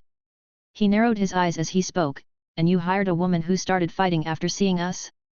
Tell me, if you were really hired by us, why didn't you tell us? Your people didn't give me a chance to say anything. The woman retorted, if I don't resist, am I going to be slaughtered? That's it. The other party nodded suddenly, maybe after the interrogation is over, I will cut your tongue first, and then send you to my brother to ask for details. Maybe he will be happy to actually interrogate you. These words made the silver-haired woman's face turn red instantly, but she didn't say anything more about it. Instead, she gritted her teeth and said, I wasn't hired by Baron himself, but by someone else. So, who is this other person? The other party asked with raised eyebrows. I don't know who it is, but it must be a friend of your Iron Islands. Friends of the Iron Islands will not hire a woman to do this kind of thing. Sometimes a woman's identity is much more convenient than a man's. The leading Ironborn wanted to say something else, but the bald Ironborn next to him interrupted impatiently, don't hesitate, since you said that our King Balon wants this kid, then who is he? Randall Tarley's eldest son, the heir of the Tarley family in the River Bay. The woman said without hesitation, his father is currently fighting with you. I think you should understand how important this prisoner is. After these words fell, the boy who lowered his head looked a little strange, and the surrounding Ironborn were stunned and confused. Only Aaron, the leader, narrowed his eyes. As far as I know, Randall Tarley only has one son who is over 1 year old. When did he have such a big eldest son? The captured woman was stunned by these words, and the surrounding Ironman looked at her with malicious eyes. The old Ironman who was holding the woman kicked the captive to the ground and spat angrily, lying bitch, you are still not honest, wait and see how we deal with you later. I'm telling the truth. Maybe you remembered it wrongly, he did. The person who was kicked didn't care about being angry. After half a sentence of refutation, he suddenly came to his senses and looked at the boy next to him. Boy, who are you? The boy hesitated for a moment, and then faced the interested gazes of the people around him, and whispered, my name is Willis Tyrell. The heir of Highgarden. After the words fell, all the Ironmen were stunned, and then they couldn't help looking at each other. Chapter 153. Brother Balan thought that there would not be many lords in this green land who would respond to the call of the usurper. Who would have thought that he would have such prestige? Alas! But it doesn't matter. The key to a war at sea is not the number of people. My brother Victorian set fire to the lion's ship a while ago, and now I hiccups now I. The first sentence seemed lost, but the second sentence became high-spirited. Under the bright moon and sparse stars, a group of ironmen sat around a campfire in the forest. The black-haired young man in the lead seemed to be a little drunk, so much so that his tongue was tied while he spoke. Now that I have captured the Highgarden heir, I will use him to threaten Mace Tyrell. Let's see if he dares to go against us. That's right, Chief Aaron, you have done a great deed. What do you mean by me mine? It's us. We have done a great deed. Ha ha ha. Over there, more than 20 Ironborn gathered together to eat and drink the looted food, while here 2 captives were tied under 2 oak trees and were exposed to the cold wind. Shrouded in dim light, the silver-haired woman not far away kept struggling to break free from the ropes on her body, but the previous injuries made her physically weak, and the Ironborn's binding skills were also very superb, so she struggled for a long time but to no avail. Sly boy, if I get the chance, I will kick you to death. She finally glared at the boy under another tree not far away. Forget it, you'd better pray that no drunk Ironborn will come to you later. The boy answered absent-mindedly. He was very depressed because he failed to escape in the stables of the inn. Although his life was not in danger, his situation was not very good. Renly had no mood to talk to the dead demon beside him. You deceived me so badly, don't even think about letting me forget this. Then how are you going to repay me for helping you out? The boy asked, and the other party fell silent. Renly claimed that she was indeed a hired kidnapper, and her route was always towards the Iron Islands, so the half-believing and half-doubting Ironman finally suppressed the plan to deal with Tiana on the spot, and instead prepared to wait until they returned to the Iron Islands to find out the reason. Of course, the premise of saying this is that Renly's identity is confirmed. In fact, no one can be completely sure about this, but no one dares to deny it either. Renly's understanding of Highgarden and the Tyrell family made him respond without any mistakes under the continuous questioning. At the same time, he also knew that the real Willis Tyrell had never been to sea, and it was naturally impossible for the Ironman to know his appearance. In addition, Renly also knew the number of troops dispatched by Highgarden this time, which nobles were there, everything about Green Shield Island when it set sail, the causes and consequences of how it was plundered, and a lot of knowledge that a nobleman must have. These will not have any impact on the war situation, but they are enough to make his identity clearer. So although they are not 100% sure, the Ironman did not doubt it too much. Even after the boy's identity was exposed, these guys were ready to give up their original mission and decided to return to the Iron Islands immediately with him, an important captive. This is a normal reaction, because if the boy's identity is true, it will inevitably have a crucial impact on the entire war. There are not many naval forces in the Seven Kingdoms, and there are only a few of them. The largest of them is the fleet of the Redwine family on the Arbor Island in the River Bay, which is also the main enemy of the Ironman in this war. In the past, the fleet of the Lannister family was also large, but the raid of the Ironman basically abolished this fleet. In addition, there are only some scattered warships that are pieced together, and the new royal fleet that Stannis Baratheon once formed to deal with the Targaryen fleet, but that fleet was formed not long ago and is not large in scale.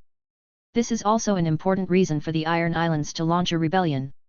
Otherwise, if the navy of Westeros is really strong, how could they rashly launch a war between the islands and the mainland based on the assumption that the new king's appeal is not strong? That is simply a suicidal act. So, if the heir of Highgarden can be used to contain the fleet of the Redwine family, then the balance of victory in this war will inevitably tilt towards the Iron Islands. Of course, this is the most ideal situation. There will definitely be many unsatisfactory aspects in the actual operation, but even so, it is enough to make this group of Iron people excited. Do you have any ideas, boy? A group of people over there cheered and celebrated, and the woman here asked again in a low voice. I'm still a child. Renly sighed, what ideas can I have? You are not a simple child. The other party snorted coldly when he heard it. It's rare to see a child as cunning as you. If I wasn't a little more cunning, you would have been killed by them long ago. Renly reminded him, and the other party fell silent again. The boy didn't pay much attention to it, because the conversation of the group of people not far away attracted his attention. Brothers' cooperation with that group of people will not last long.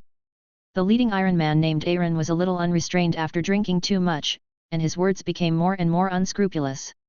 They said that the Greyjoys killed their son of the drowned god, so they wanted to kill us all, haha, son of the drowned god. I really hope that was me. The guy who killed the son of the drowned god has been dead for more than 200 years. An Iron Man reminded the other party. Don't they claim that they were sent to us by the drowned god more than 200 years ago? The old Ironborn who captured Magor continued, I don't think those people are simple. It's just to fool people. The leader, Aaron Greyjoy, sneered, if those guys don't say that, how can they get the support of those idiots? They are pretending to be gods. Let me tell you, the son of the drowned god they talk about is probably a liar. Of course he is a liar. Would the son of a god be beheaded by people like us? Renly, who had a loud voice and good ears, heard a lot of information that was useful to him. For example, he was now very sure about the origins of the aliens in the archipelago. For example, the internal situation in the Iron Islands did not seem to be so stable. For example, the black-haired Aaron who claims to be from the Greyjoy family seems to be a complete idiot, and this can obviously be exploited. After just thinking about it, Renly did not think deeply about this situation. He has decided to find an opportunity to jump into the sea and escape as soon as he reaches the sea. Whether the other party is stupid or not has nothing to do with him. That's right, just run away. Although there was no danger to his life, he noticed that there was an obvious difference between the Ironborn and the female robbers around him, that is, they were very addicted to alcohol, and they lost their temper after drinking. Nothing can be seen at this time, but if these people get drunk on the way, who knows if they will do something extraordinary. Renly didn't dare leave his fate in the hands of a group of unpredictable and unstable people, so he prepared to make a decisive escape. As for going to the sea to look for the sea ghost, he simply gave up. Although the original goal was this, the understanding along the way has relieved many of Renly's doubts. It is a pity not to find the sea ghost, but it is only a pity. Besides, he can talk about it later when he has a chance. However, Renly planned to give up this original goal, but the target came to the door shortly after.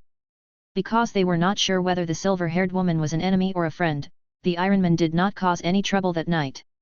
In other words, none of them who decided to return actually drank too much, except for the leader. After all, they were in the enemy's territory. People will be truly reassured. Early the next morning, they set off early, and for a period of time they continued on the road. Finally, the Ironmen took the captives to a seaside cliff, took out several small boats, and began paddling towards the depths of the sea. However, on the afternoon of their voyage, a wet, rotting corpse suddenly emerged from the surface of the ocean. Chapter 154. Under the still bright sunshine, a rotting body covered in slimy green weeds and wriggling maggots slowly floated out from the sea, blocking the path of the Ironborn boat. An Iron Man who was rowing at the bow of the ship first discovered it. At first he thought it was just a dead body floating from nowhere, but when he raised the wooden oar to pull it away, he found that it was lying on the ground. On the sea, the mud-like face of the dead man suddenly moved a little, then suddenly opened his eyes, turned his head, and looked at himself with his empty, black eyes without eyeballs. Ah! The sudden fright made the paddler's face turn pale instantly, and the wooden paddle in his hand was used as a weapon by him and slammed into the rotten cheek. However, not only did the opponent not suffer any damage, but instead grinned. Seeing this, the oarsman turned around and ran away without hesitation. But the boat wasn't very big, and there were many people sitting on it. He didn't move even 2 steps when he was stopped by Aaron Greyjoy, who stood up after hearing the sound. "Mulder, why are you crazy?" Dead people there are," the oarsman responded tremblingly, but before he could finish his words, another scream suddenly erupted from behind, and he saw someone on another boat not far away. One of the oarsmen also saw this, with a look of horror on his face. Their reaction attracted the attention of all the Ironmen on the 3 boats. They all temporarily put down their work and ran to take a look, and then the sounds of gasping for air were heard one after another. The strong sunlight shrouded the top of the head, but it could not dispel the sudden coldness in the bottom of my heart. Although the Ironmen each had a fierce and bloodthirsty temperament, that was only for the same kind. Facing those who were obviously dead and could no longer die, their faces they all broke into cold sweats and were so frightened that they didn't even dare to take a breath. Slow down, let's leave quietly, yes, quietly, don't disturb it." The leader, Aaron, whispered instructions and swallowed as he spoke. The others nodded hurriedly in agreement, and then one by one began to paddle stealthily and hastily. The 3 boats slowly sailed away from the sea where the corpse was floating. Everyone rowed fearfully while staring at the motionless corpse, fearing that it would suddenly burst into trouble. Fortunately, they didn't encounter any sudden accidents until they could no longer see the dead body behind them. One oarsman breathed a sigh of relief and said happily to his companions, "Bless the drowned god, fortunately we." Before he finished speaking, he noticed that his companion's eyes suddenly widened, looking behind him as if full of fear. At the same time, bursts of sour and rotten smell gradually drifted from behind, which made the oarsman's heart skip a beat. And then slowly turned his head to look. He saw a face full of death, now grinning at him. "Go to hell!" The roar that was born at the bow of the ship was accompanied by a sound like an axe chopping wood. The 2 prisoners who were tied to the stern of the ship looked intently. The ferocious Iron Man with a big bald head was currently holding a short axe and moving towards a strange figure sitting on his knees in front of him was slashing and kicking him, angrily shouting some inaudible words while slashing. His axe was very sharp. After a few chops, he chopped off the head of the strange figure. However, this did not seem to affect the life of the thing. After the head fell off, the figure stretched out his hands to kill it.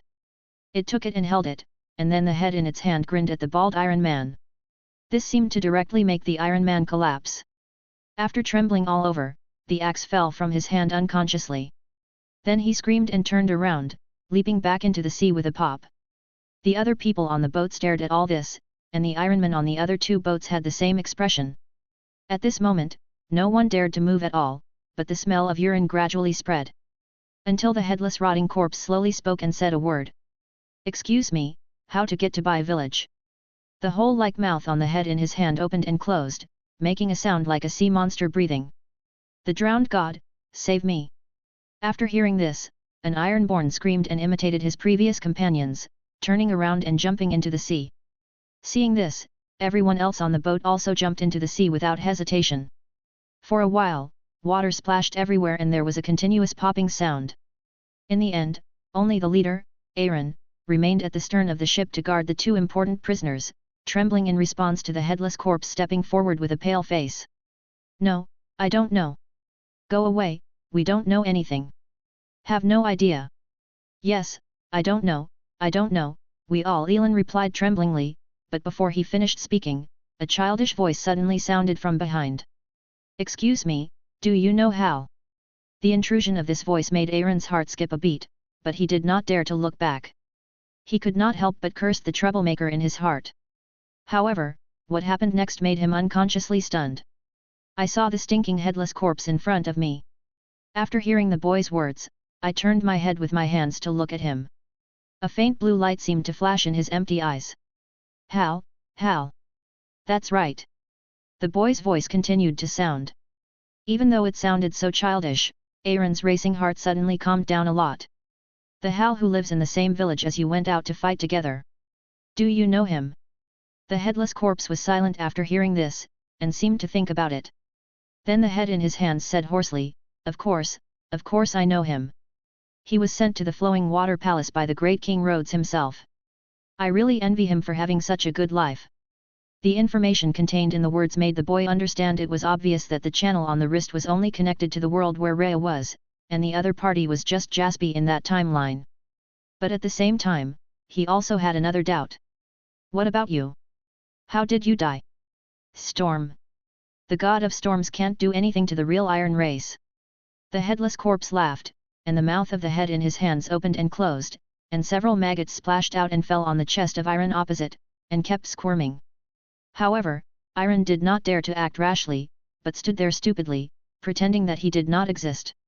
The people on the other 2 ships around also looked at all this stupidly, the boy who was surprisingly brave, and the terrifying existence who could have a normal conversation. Listening to their conversation, the fear in their hearts unconsciously dissipated a lot. "Who killed you?" the boy continued to ask. "Who killed me?" "It was a madman in a white robe." The headless corpse hesitated, and the expression on his face suddenly became very nervous, and even a piece of eroded skin fell off. "Oh, that's too scary, I don't want to, I must forget her." "That's right, I don't know anything, child. Do you know how to get to White Gull Village? Do you know? You should know, right?" At the end of the words, it changed the subject, but compared to the initial question, he seemed a little nervous now. On the west coast of Old Wyke Island, south of the stone fort, just keep going. The boy replied, it's not easy to find. You asked for so long and no one told you, maybe it doesn't exist anymore. No longer exists. This made the headless corpse's voice suddenly rise a lot, and even the iron people who were listening around him all raised their hearts to their throats again, but then they saw this terrifying existence side and his voice became depressed. Yes, more than 200 years have passed in a flash, and the White Gull village no longer exists. For some reason, it seemed to have changed from a terrifying and mysterious ghost to a bored old man in an instant. The head held in his hands was lifted up and put back on his neck at this time. After twisting it, the thing was magically inserted back. I actually knew it a long time ago, I just hope someone can still remember it. He looked at Renly with his empty eyes, and after a while, he said the last sentence slowly. Child, I smell the anger of the god of storms, you'd better leave as soon as possible, yes, as soon as possible.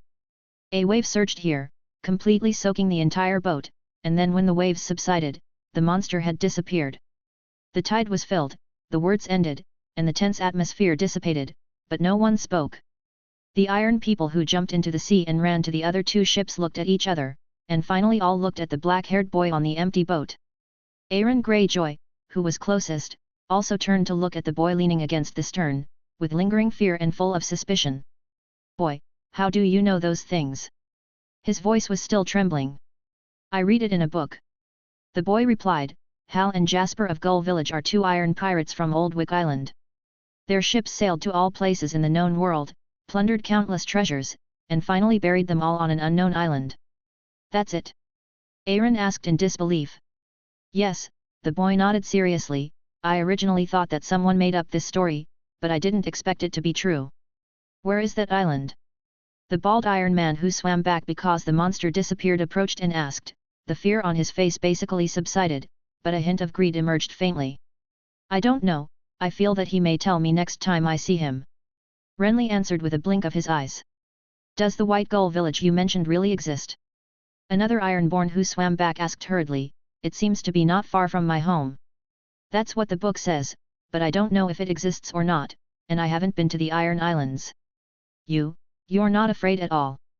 The grey-haired old Ironborn asked with narrowed eyes. I've heard of it.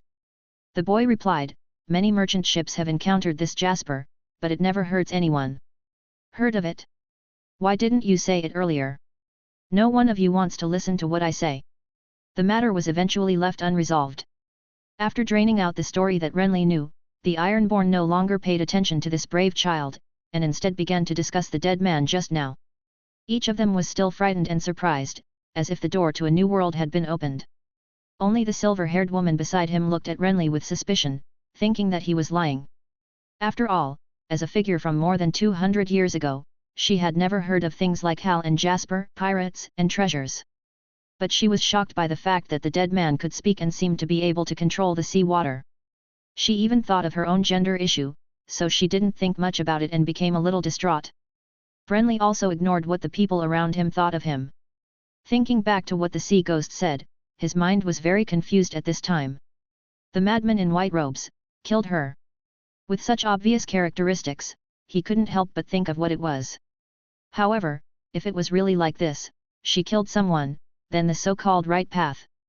Although he had guessed it before, being confirmed at this time still made Renly feel like a big stone was pressing on his heart. The boy's face became a little uncertain because of this. Finally, he looked up at the sky.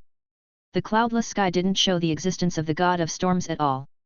But since the monster said so, Renly narrowed his eyes.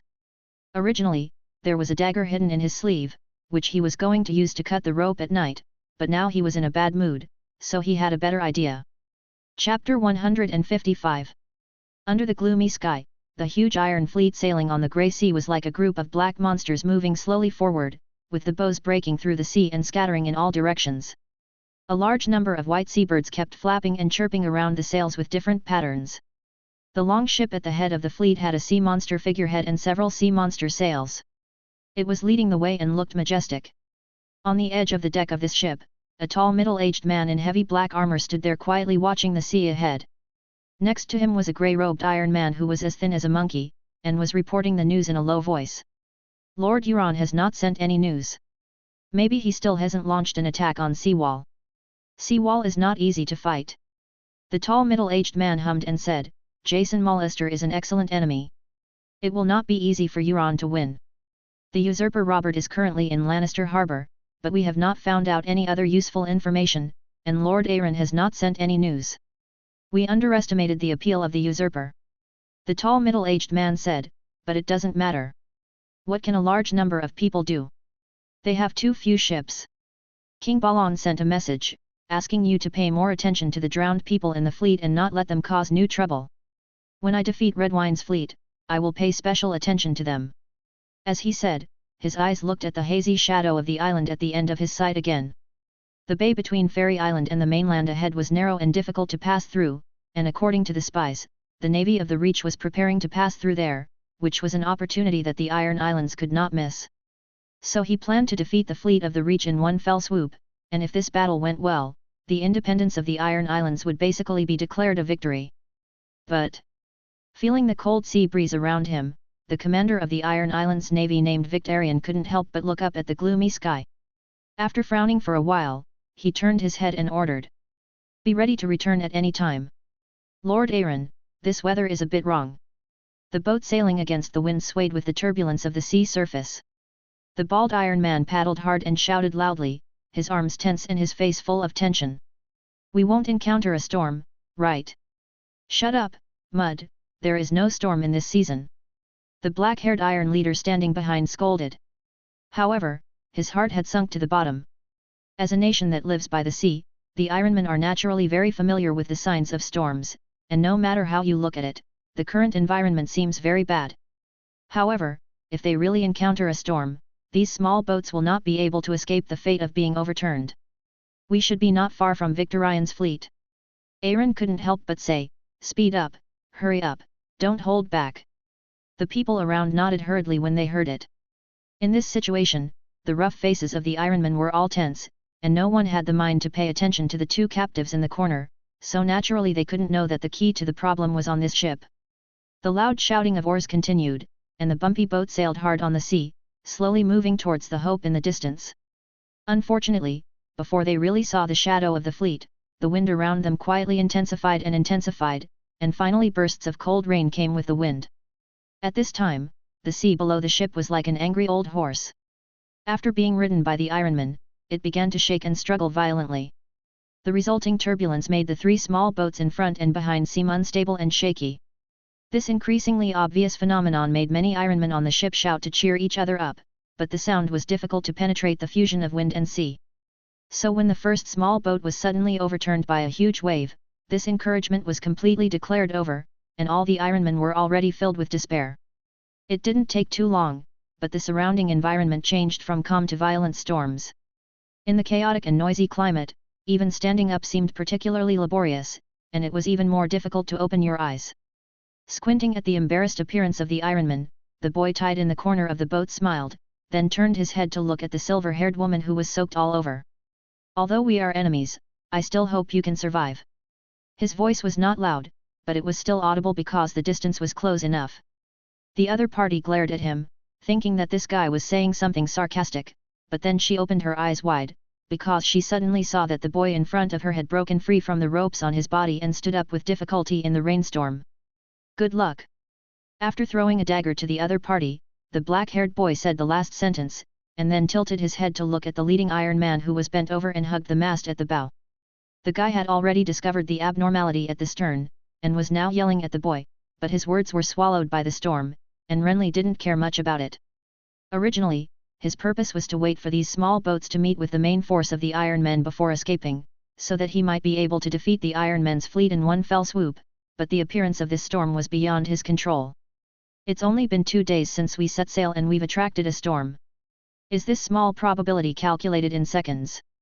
Renly pondered over this question, but when he saw that the black-haired Ironborn leader was moving towards him, he stopped thinking about it.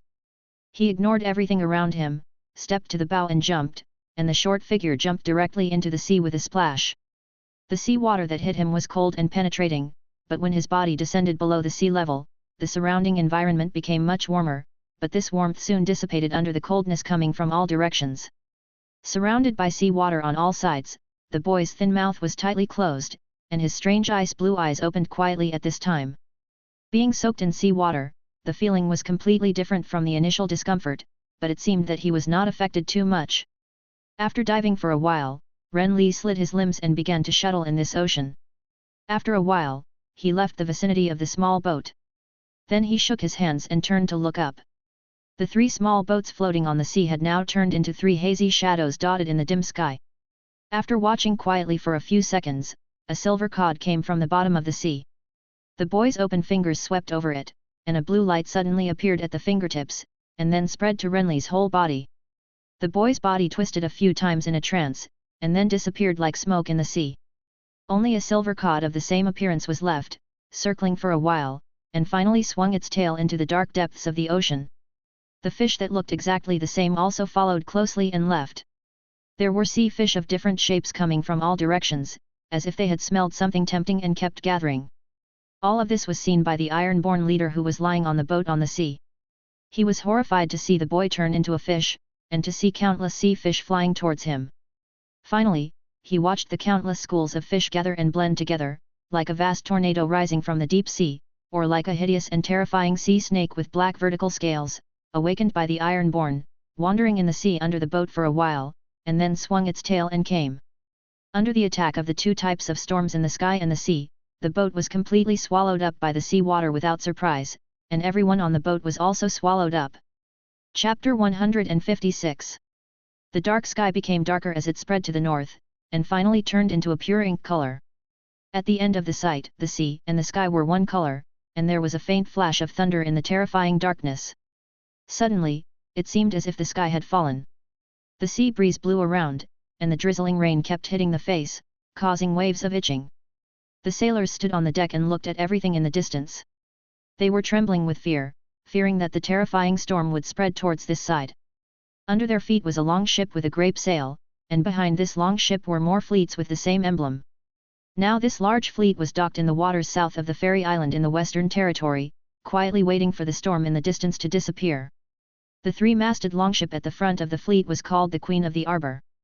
The leader of the fleet, Pakester Redwine, was in the captain's room of the ship at this time. In addition, there was the brown-haired Duke Mace Tyrell and many important lords of the Reach. It seems that the gods believed in by those iron men did not bless them. Standing in front of the window at the edge of the captain's room, looking at the dark and violent sea, the young Duke of the Reach sighed. Maybe we will come here in vain. This made many lords behind him laugh. Most of them gloated over this, only a bald orange-haired middle-aged thin man frowned as he looked out the window. This storm is not normal. Logically speaking, such a big storm should not occur in this season. Maybe those iron men angered their storm god. A young noble with a red fox embroidered on his chest shrugged and answered. Or maybe the drowned god has had enough of the idiots in the Iron Islands, so he wants to use us to get rid of them. Be careful with your words, Florent. The thin orange-haired lord glared at the young man after hearing this. Don't talk nonsense about gods in the sea. The other party shrugged his shoulders after hearing this, but didn't say anything more. This storm came at the right time. I was afraid that Stannis's ship would sail too slowly and couldn't catch up. Another lord changed the subject and said, in this way, even if the Ironmen don't suffer heavy losses, their journey will be slowed down. I'm afraid that Stannis will also be affected by this storm. Someone next to him shook his head and said, no one knows how wide the scope of this storm is. I hope the gods will bless him. Others spoke up one after another. I'm afraid that the Ironborn didn't suffer much in this storm, but gave up their original plan, so our ambush would be in vain. If they hadn't suffered heavy losses, they wouldn't have retreated. I hope so. The lord stood in front of the window and talked for a few words, then turned back to sit at the conference table under the leadership of the young duke, and the orange-haired lord waved to a tall and thin servant in the corner. Lien, come and pour the wine. The servant named Lien nodded and walked up quietly to fill the wine glasses of the lords one by one. After this was done, he walked to the orange-haired lord and whispered, my lord, the wine in the wine pot is gone, I will go to refill it.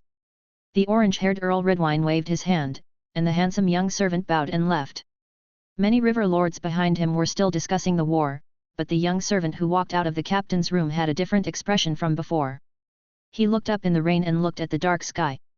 A trace of suspicion flashed in his eyes. Then the handsome servant turned and walked towards the cabin entrance, and finally arrived at a small room under the deck.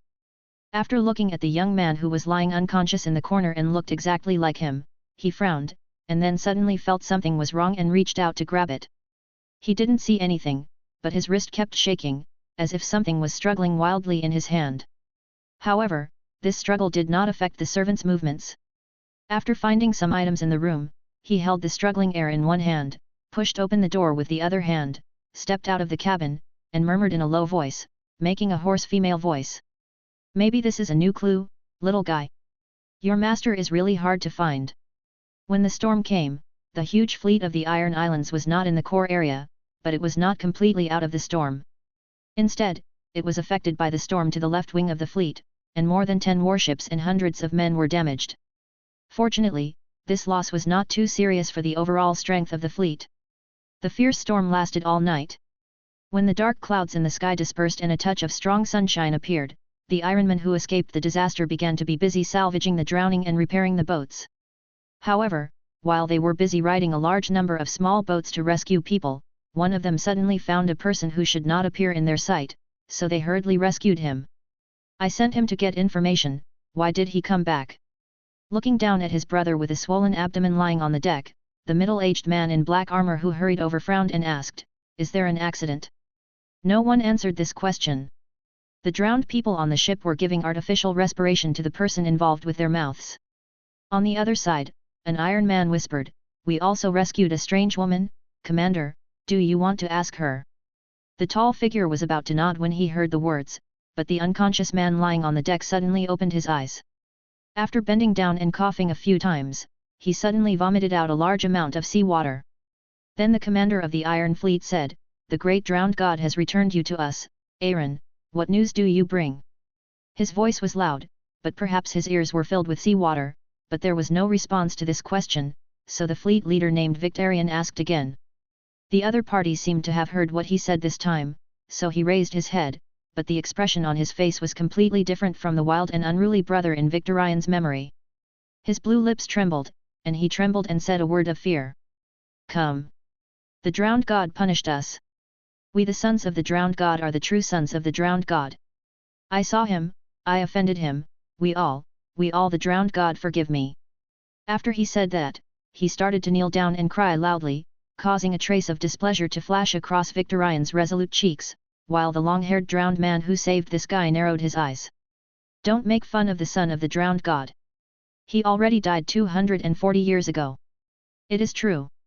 Before the drowned man could finish speaking, the black-haired Aaron angrily grabbed the guy's collar as if he was offended. "He can summon schools of fish, and he can also turn into a fish. What is the son of the drowned god you are talking about?"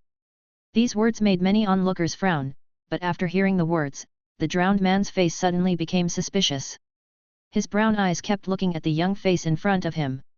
After a while, he couldn't help but ask one sentence. "Who told you that the son of the drowned god would summon schools of fish? I saw it with my own eyes." Chapter 157. The sky after the storm dissipated looked as deep and clear as a clean sapphire, and the dim sun was like an edge on the edge of a gemstone, and the halo made it look even more gorgeous. The sea, covered by this bright sky, was extremely quiet at this time, and there was no trace of its violent appearance not long ago. Pure white birds soared over the sea, making crisp calls. The cold sea breeze blew, causing ripples on the sea surface. A group of black fish emerged from the deep sea and rushed towards a reef island not far away. However, the proximity of the shallows made their number even more scarce. Finally, when a small head covered with black hair suddenly broke through the water and jumped out, there were only a few fish surrounding it. After breaking through the water surface, the coldness suddenly hit from all directions, and the surrounding environment also changed from extreme silence to a lively hustle and bustle, with wind blowing on the reefs, seagulls crying, tides surging, and a vast sound behind him that sounded like the wailing of ancient sea beasts. Turning his head, a huge black figure was swimming under the water. Perhaps it felt Renly's gaze, and a column of water suddenly broke through the sea surface and gushed into the sky, reflecting a brilliant color under the sun. After another ethereal cry, the water column dissipated, and the huge figure turned over and dived into the sea and disappeared. Seeing this, Renly took a deep breath, then bent down and tightened a rope under his feet, and pulled it towards the small reef island behind him. The rope rubbed against the beach, causing a series of depressions, and was constantly dragged. The wooden barrel tied at the end was slowly pulled onto the island, and then Renly struggled to pull the heavy supply and walked towards a towering rock not far away. These are the supplies from the 3 iron-borne ships that Renly brought with him before he left. Considering that he is currently in the sea, these preparations are necessary. The sealed wooden barrel contains food and a double-sealed water source. The quantity is not much, but it is enough for a child to use for a long time. In fact, if the forecast is correct, this place is not too far from the land. Swim back. Throwing the supplies under the big rock, climbing up the warm reef under the sun, looking around, there is no trace of land in all directions, which makes Renly think of the huge whale just now. If you want to travel in the sea. Thinking about it, he suddenly felt a chill on the back of his neck, and couldn't help raising his hand to touch it.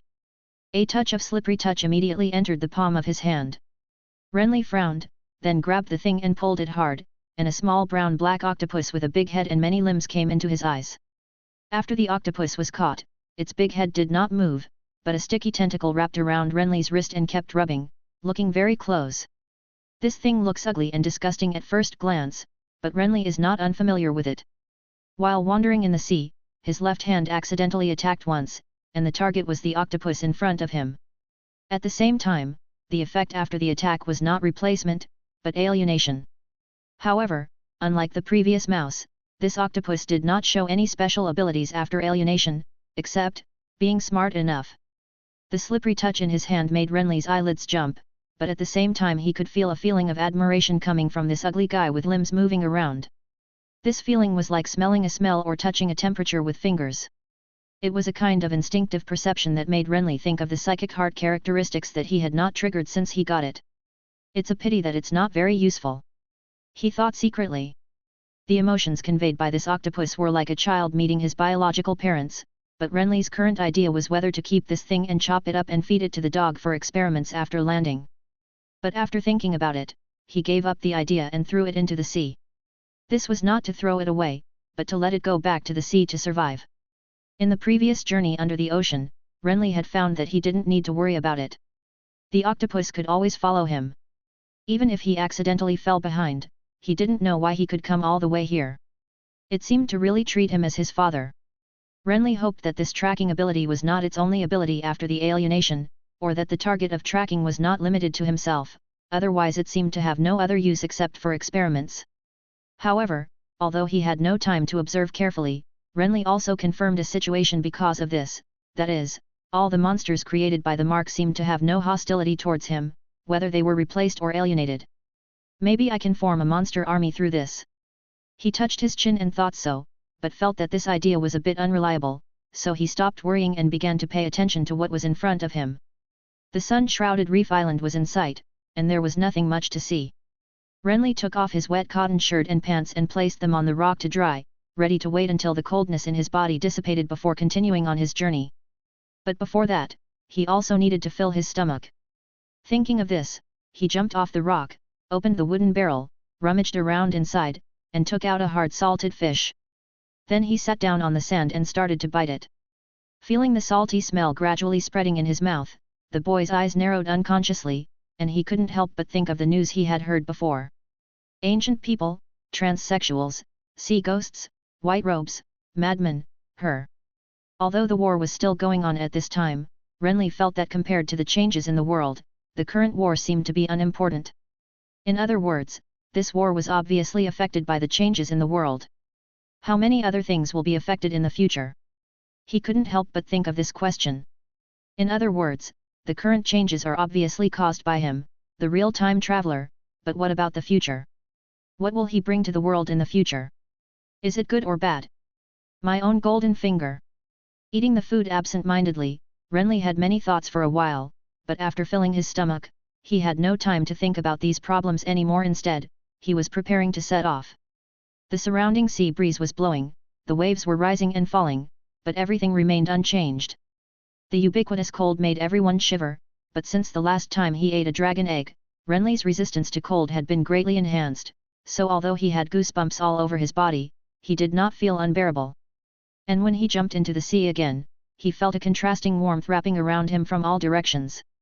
Warmth mixed with a continuous coldness invaded the body, spreading as he wandered around. A brown-black octopus rippled over soon after, and then landed on the black-haired boy's right shoulder and quietly set up hitchhiking. Quietly letting himself sink into the sea, Renly held the rope that tied the barrel in his hand until fish gradually appeared around him, and until a huge silver-white tuna wandered by, he tied the rope in his hand to the other party. And then swam away in the identified direction. The school of fish behind him followed crazily, and the same was true for the big fish tied with cumbersome items. Renly prepared to swim to land. He thought that this was actually not difficult to do, because the Ironborn did not actually go out to sea for too long. However, not long after, he suddenly discovered that he seemed to have turned. Chapter 158. Considering the sailing time, the supply problem, the speed and whether the body can bear it, and the surrounding environment. Before jumping into the sea, Renly had thought about many things, but he had never thought about the problem of turning. This made him feel quite confused for a while. The sky was bright and the stars were sparse. In the cold and dim sea, the boy poked his head out and turned his head to look around. The endless sea surface extended to the end of the world in all directions, as if it was endless. Looking up again, the starry sky above his head was bright and deep, but Renly could not tell which one was which among the densely packed stars. What is the shape of the ice dragon? Recalling the compass constellation mentioned by the brown-haired boy Willis when he was chatting in Highgarden, Renly recalled for a while, but in the end he could not remember the specific situation of this constellation. So he had no choice but to give up. Looking back at the supply barrel floating behind him, Renly did not check it, but he could clearly see that the food inside was running out due to his long time of being lost. This made him feel a little depressed, and he also regretted delaying jumping into the sea for the sake of a momentary pleasure. Is it possible to take the risk of taking a boat? He thought secretly. His body strengthened by blood made him much more resistant to the cold in the ocean than at first, but he still could not stay in the sea for a long time, so he would always surface at a certain time during the day to bask in the sun, and therefore he saw many ships passing by. But those ships were all Ironman ships, so he did not dare to get close. However, if it continues like this. Thinking about this problem, Renly recalled a certain experience in the past, and finally he gritted his teeth and plunged into the sea to hide and disappear. After another 2 days, he still did not determine the direction. Whether considering the wind direction, the sun, or even observing the direction of the sailing ships and then guessing, it was ineffective, but made himself exhausted. So he made up his mind.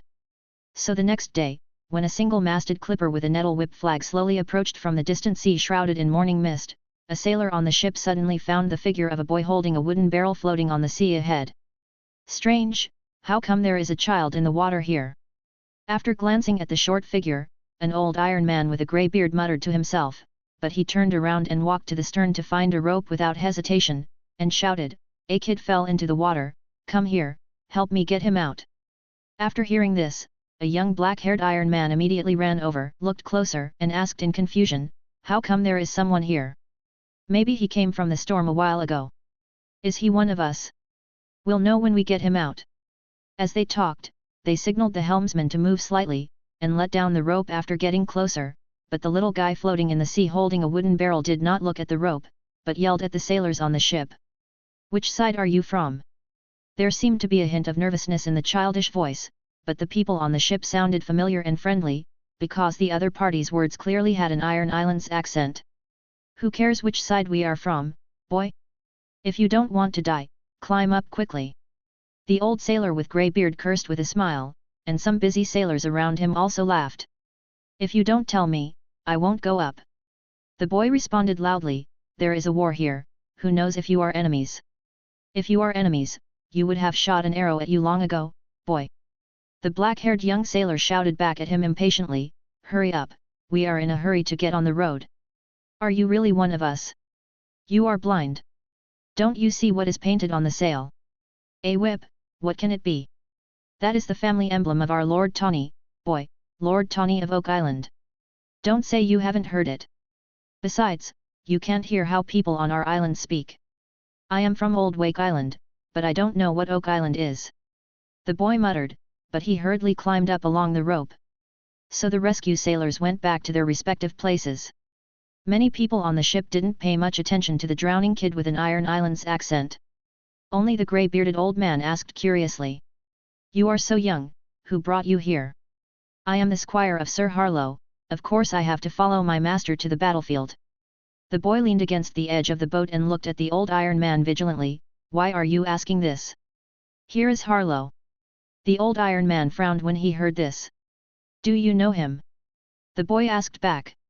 There are not many knights in our Iron Islands. The other party snorted, as if to express disdain for this, and his tone and attitude became a little worse. Why did you lose him? Of course I encountered a storm. The boy replied, can you help me find him? The old Iron Man patted the boy on the back of his head when he heard this. We have to go back to Pike Island, but we don't have time to find your master. Go and work now. There is no waste on the ship. When you arrive at Pike Island, you will wait for your master there. If he is not dead, he will always go there. You are dead. The boy glared at him, then turned around and ran to an Iron Man not far away and put his hand together. The old Iron Man, who was kicking because of his words, kicked in vain, and even accidentally sprained his waist, which made him grimace for a while, but after looking at the clever boy, he still laughed and cursed, and then did his lookout work without paying attention. It was obvious that Renly had successfully fooled him. There were corresponding accents in all parts of the Seven Kingdoms, and some old hands could tell where a person was born from just by the accent. The accent of the Iron Islands came from the Iron Man who possessed Renly in the first copy. At that time, it might be the body's instinctive memory, and he naturally had this accent when speaking. Although he has already changed back to his body, he can still remember some of how he spoke in the past when he thought about it carefully. At the same time, the sea area seemed to be controlled by the Iron Islands fleet. At least during this period, he had never seen ships from the Reach or other places in Westeros passing by, otherwise it would not be so troublesome. So the combination of the two naturally gave him a certain degree of credibility. The last identity made this disguise more credible. In fact, Renly did not know who Horus Herald was, but he heard from the 3 small boats before that Victarion, the commander of the Iron Islands fleet, did not like a guy with this name, so this guy was sent to the land to get information. No one knows what his situation is now. At the same time, Horus Herald is also one of the few knights in the Iron Islands who believes in the 7 gods. It is strange for a boy of 6 or 7 years old to run to the battlefield, but the knight squire system has always been like this. At the age of 7, he is already qualified to become a squire. This disguise was originally risky. Although war mobilization involves thousands of people, if you are unlucky enough to meet an acquaintance, you may still be exposed. Fortunately, or not unlucky, Renly did not meet anyone who knew about this. The only old Iron Man who knew about this person was quite disdainful of this and was even reluctant to pay attention to him. This is probably a conflict of faith.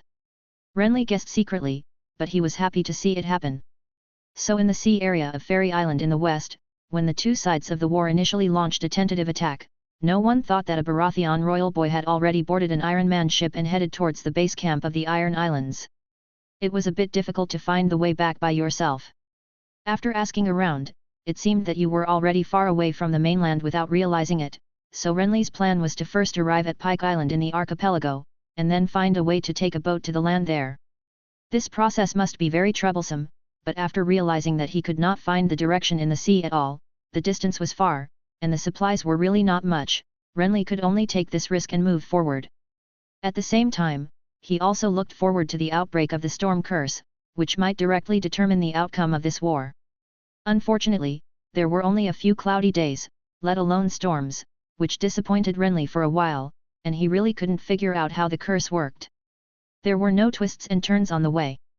Occasionally, someone would pay attention to him, a servant boy, but not many people would care about a child, and his identity was not exposed. Renly thought that there were basically no accidents in this disguise, but unfortunately this idea disappeared when the ship arrived at Pike Island. The port area of Pike Island was bustling, and it seemed that some big shots were patrolling here. The returning ship was not big, so it would not attract much attention.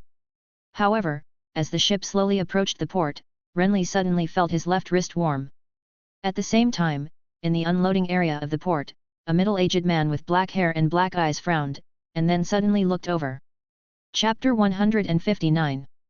Just like he had not considered turning to this question, Renly had not considered that the mark on his wrist would suddenly show any strange phenomena. In other words, although he had encountered many troubles and problems in the past 6 months since he obtained this mark, he had never found that this mark would suddenly heat up. This situation surprised him for a while, but at this time, the boy leaning against the board clearly saw that in the crowded port area, there was a middle-aged man with long black and grey hair pointing at this side. The target seemed to be this ship, but a closer look showed that it was clearly himself. So Renly's face changed, and then, under the surprised greetings of many iron people behind him, he climbed up the wall of the ship without hesitation, and then jumped into the deep sea in front of the port. The sound of plop was accompanied by a splash of water. The grey-haired old Iron Man who had talked the most with Renly on the way lay on the boat and looked down, but only saw a hazy figure quickly dived into the deep water area and disappeared. What the hell is this kid doing? He cursed in surprise. Too excited. Someone behind him laughed. That kid encountered a storm, it's not easy to come back alive. Pike Island is a very important island in the Iron Islands. The Greyjoy family who ruled the Iron Islands has lived in Pike City on the island for generations, so Pike Island is vaguely regarded by many people as the symbol of the Iron Islands, and also the proof of their return home. The voyage was not long, but it also allowed the Ironman to understand that the little guy who was rescued halfway was a very interesting and sensible child, quiet and honest, so although the identity of the squire made the Ironman quite controversial, most people on the ship still had a certain goodwill towards the little guy. However, they soon lost their mood to joke, because the crew found that a group of soldiers suddenly rushed over to the port, and they were all staring at them. "Are you from the Tawny family?" When the ship was completely docked and the ladder was set up, one of the soldiers ran up and asked seriously. "Yes, we just returned from the battlefield." The old Iron Man answered hurriedly. "Why did you come back?" "To send the wounded. We encountered a storm before, and fought several battles with the fleet of the River Bay. Many people were injured." "Where is the boy just now? Who is he?" "We rescued him from the sea halfway. He is the squire of Here's Harlow." The old Iron Man answered, and then asked carefully. "Sir, what's wrong with him?" "King Baron wants to see him." The iron-born soldier replied, "Do you know where he ran to?" "He went into the water and should come out soon." The old iron-born replied, "Naughty boy, haha, he is not very honest, don't blame the leader." The soldier nodded and returned to the boat and waited quietly with other companions. However, they waited for a while and did not see the child's figure coming out from the sea in front of the port, nor did they find his appearance from other places. At first they could remain calm, but in the end they looked at each other in surprise. Finally, until someone came to the port to urge them, they did not see the child appear on the sea behind the ship, so the soldier who asked the question had to go back to report. Not long after, all the soldiers in the port received an order. "Watch out for a little boy with black hair and blue eyes, and report immediately if you find him. But don't act without authorization." Why did my father suddenly order the pursuit of a little boy? After the last rays of dusk faded, the port environment of Pike Island was a little deserted. In a stone hall, a middle-aged man with long grey-black hair sitting on a chair waved away a subordinate, and the tall and thin boy standing next to him asked, "Is his identity not simple?" "I'm not sure." The middle-aged man with sharp features and thin cheeks had a pair of sharp black eyes like knives. When he looked at his eldest son, he did not show any gentle emotions. "But maybe he is very important." "Why do you say that?" The boy was stunned when he heard it. "As far as I know, the boy is just a squire of a side knight in my mother's family." "What's so important about him?" "Squire." The middle-aged man smiled faintly when he heard it. "The squire of Here's Harlow is indeed a young child, but as far as I know, the child is a boy with brown hair and black eyes, not black hair." "Is he a spy?" The boy understood it after hearing this. However, the middle-aged man shook his head. "Would you use a little boy as a spy?" Then he. Without responding immediately, the middle-aged man sitting in the first seat glanced at the empty rock hall with his sharp eyes, and then suddenly said, "Do you know how I won so many finger dances?" The young man was stunned when he heard this, and then asked hurriedly, "You said before that it was the blessing of the drowned god that made you win every time. Is there any secret in this?" "There is indeed a secret." The middle-aged man said, "The secret is the blessing of the drowned god." This the young man opened his mouth in surprise, feeling as if he heard a piece of nonsense, but seeing the serious look of his father in front of him, it didn't seem like a joke. "Not long after my father took the throne of Seastone, it was impossible to call on all the Iron Islands to launch a war, but this happened for him. Outsiders may be very surprised by this, but in fact there is nothing wrong with this process. The complicated place. 1. A bet. A special game similar to a knight's duel has been circulating in the Iron Islands since ancient times. The rules of this game are that two people throw sharp hatchets at each other. The person being thrown must catch or dodge the whirling axe, but cannot move even half a step. This game is known to the Ironborn as the finger dance because the game usually ends when one of the participants loses at least one finger. Finger dancing is so popular among the Ironborn that it is even a cultural practice. Legend has it that ancient Ironborn even used finger dancing to win the position of King of the Iron Islands. No one knows whether it is true or not, but it is enough to prove the status of finger dancing in the hearts of the Ironborn. Every outstanding Ironborn is good at finger dancing, and all Ironborn agree that finger dancing is a game similar to dueling. Balon Greyjoy used this game to persuade all opponents, and finally brazenly started this war. Of course, the specific situation is not simple. A simple finger dance will not have this effect, but Balon has won 10 games. In one day, 10 consecutive finger dances, witnessed by all the lords of the Iron Islands and the drowned priest. Balon Greyjoy bet that he would win until the last one. And his opponents are the veterans who are proficient in this art among the opponents on each island. This process should be very difficult. Even if you are proficient in finger dance, you will inevitably become exhausted after participating in 10 performances in a row. After all, fingers are not something that can be discarded casually. Each performance requires full concentration. However, this seemingly impossible challenge was accomplished by the new king of the Iron Islands. Therefore, the lords of the islands who were willing to admit defeat had no objection to his proposal to launch a war. At the same time, they had no objection to the new king. Support has also reached a higher level. After that unforgettable finger dance competition, the boy's admiration for his father grew day by day. Originally, he thought that his father could be so brave because he did have powerful skills and reactions beyond ordinary people's understanding, but now it sounded like isn't that the case? I'm proficient in finger dancing, and so are others. If it hadn't been for the blessing of the drowned god, I wouldn't have been able to save my hands for 10 consecutive games, let alone win that contest. Seeing his son's puzzled look, King Balon, who was sitting on the chair, said seriously, "You may think that my words are perfunctory, but in fact they are the truth. I can win precisely because of the drowned god's power." "Bless you." "But father, the drowned god, the drowned god. You want to say that you have never seen the drowned god perform any miracles?" "No one has seen it." The boy replied softly. "I have seen it." Balon said solemnly, "And now, his power is in my body. It is this power that protects me, and it is also this power that encourages me.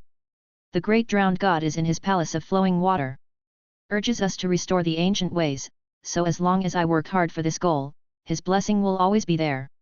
Such mysterious words made the black-haired boy even more confused. He stood there blankly, not knowing how to respond. In response, King Balon did not force him, but patted his son on the shoulder and narrowed his eyes.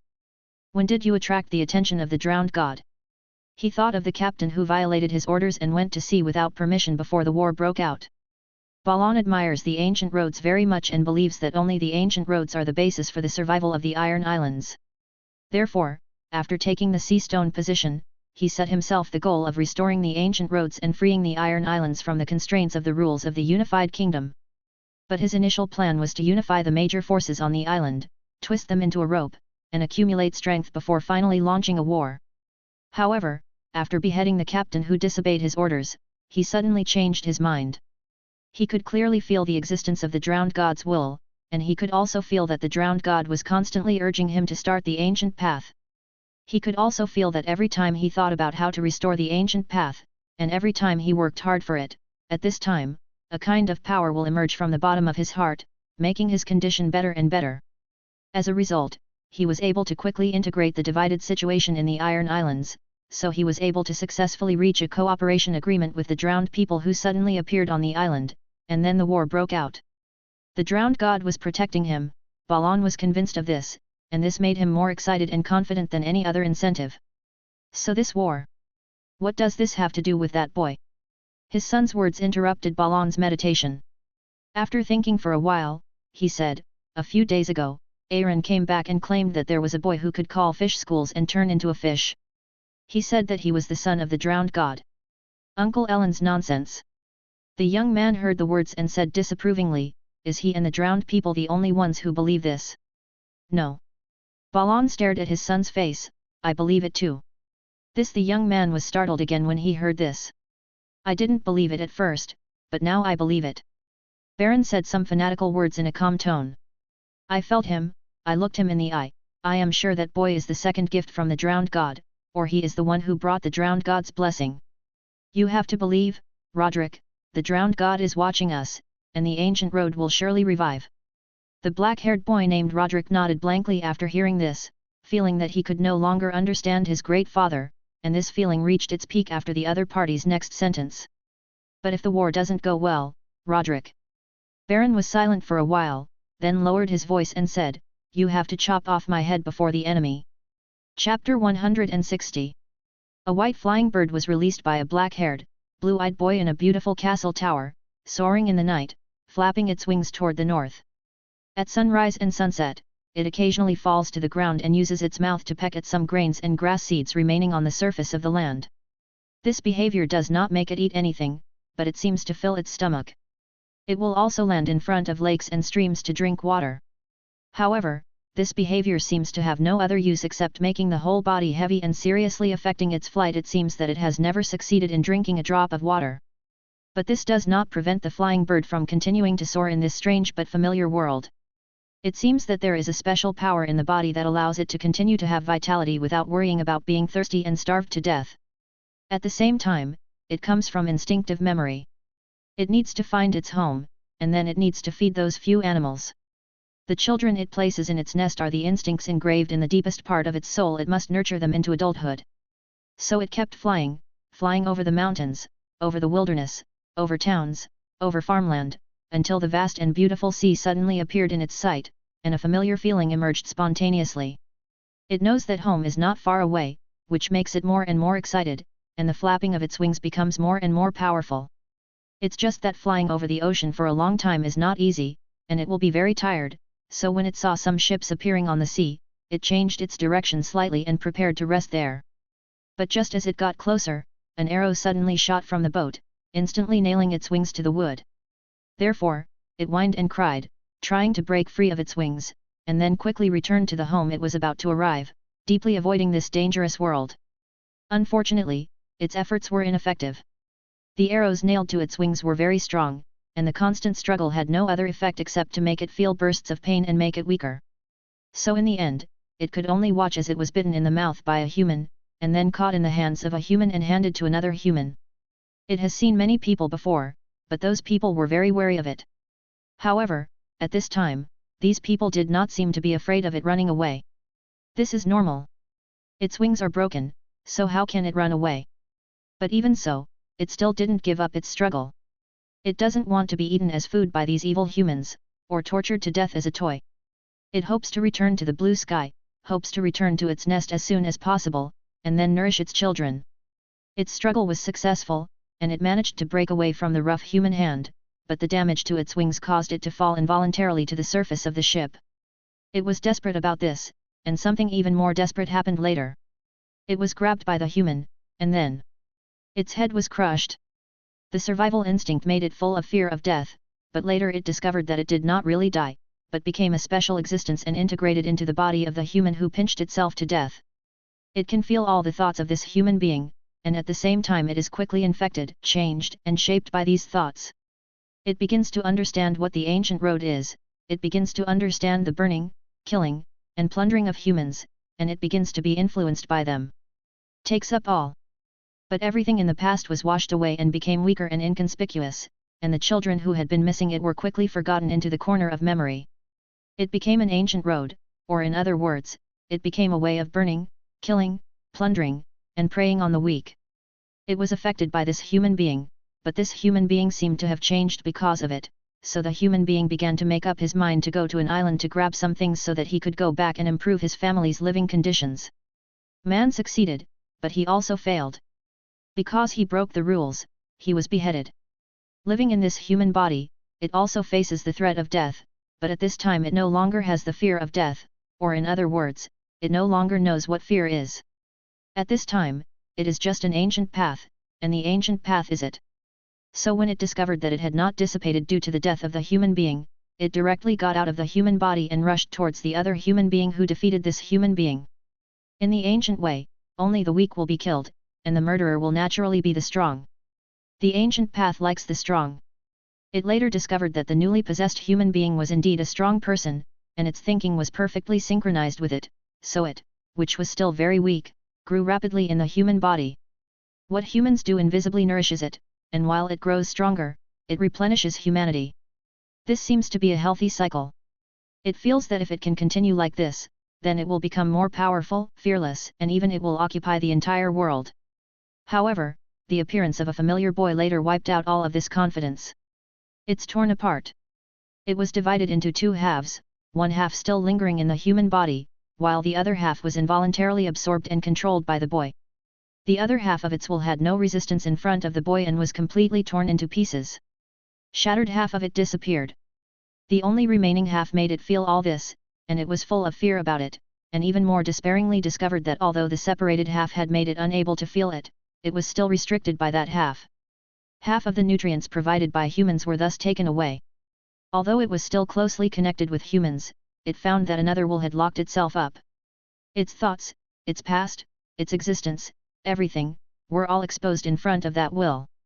It desperately wanted to struggle, but it had no idea how to struggle. It didn't know what that will was, but it seemed to be a human, because when that will possessed it, it faintly heard a communication language that only humans had. What is this? Power seed. It didn't understand this sentence. Although it had learned something about humans after possessing the human body, it was not a real life, or it had lost its original life. It was no longer a bird, it was Gudeo, the way of burning, killing and plundering. However, when Gudeo was subdued and became a slave, was it still Gudeo? This thought made it full of unwillingness, but then it completely forgot all of this. It could no longer sense the existence of that will, and it didn't realize that the nutrients provided to it by the possessed human were half less than before. There is a gap in its memory, and its existence is torn apart, but it does not think that it is incomplete at all, or rather, it is an ancient road, a perfect road. How could it be incomplete? It is still growing, it is still constantly replenishing, and it still believes that it will eventually occupy the entire world. Because this world is the law of the jungle.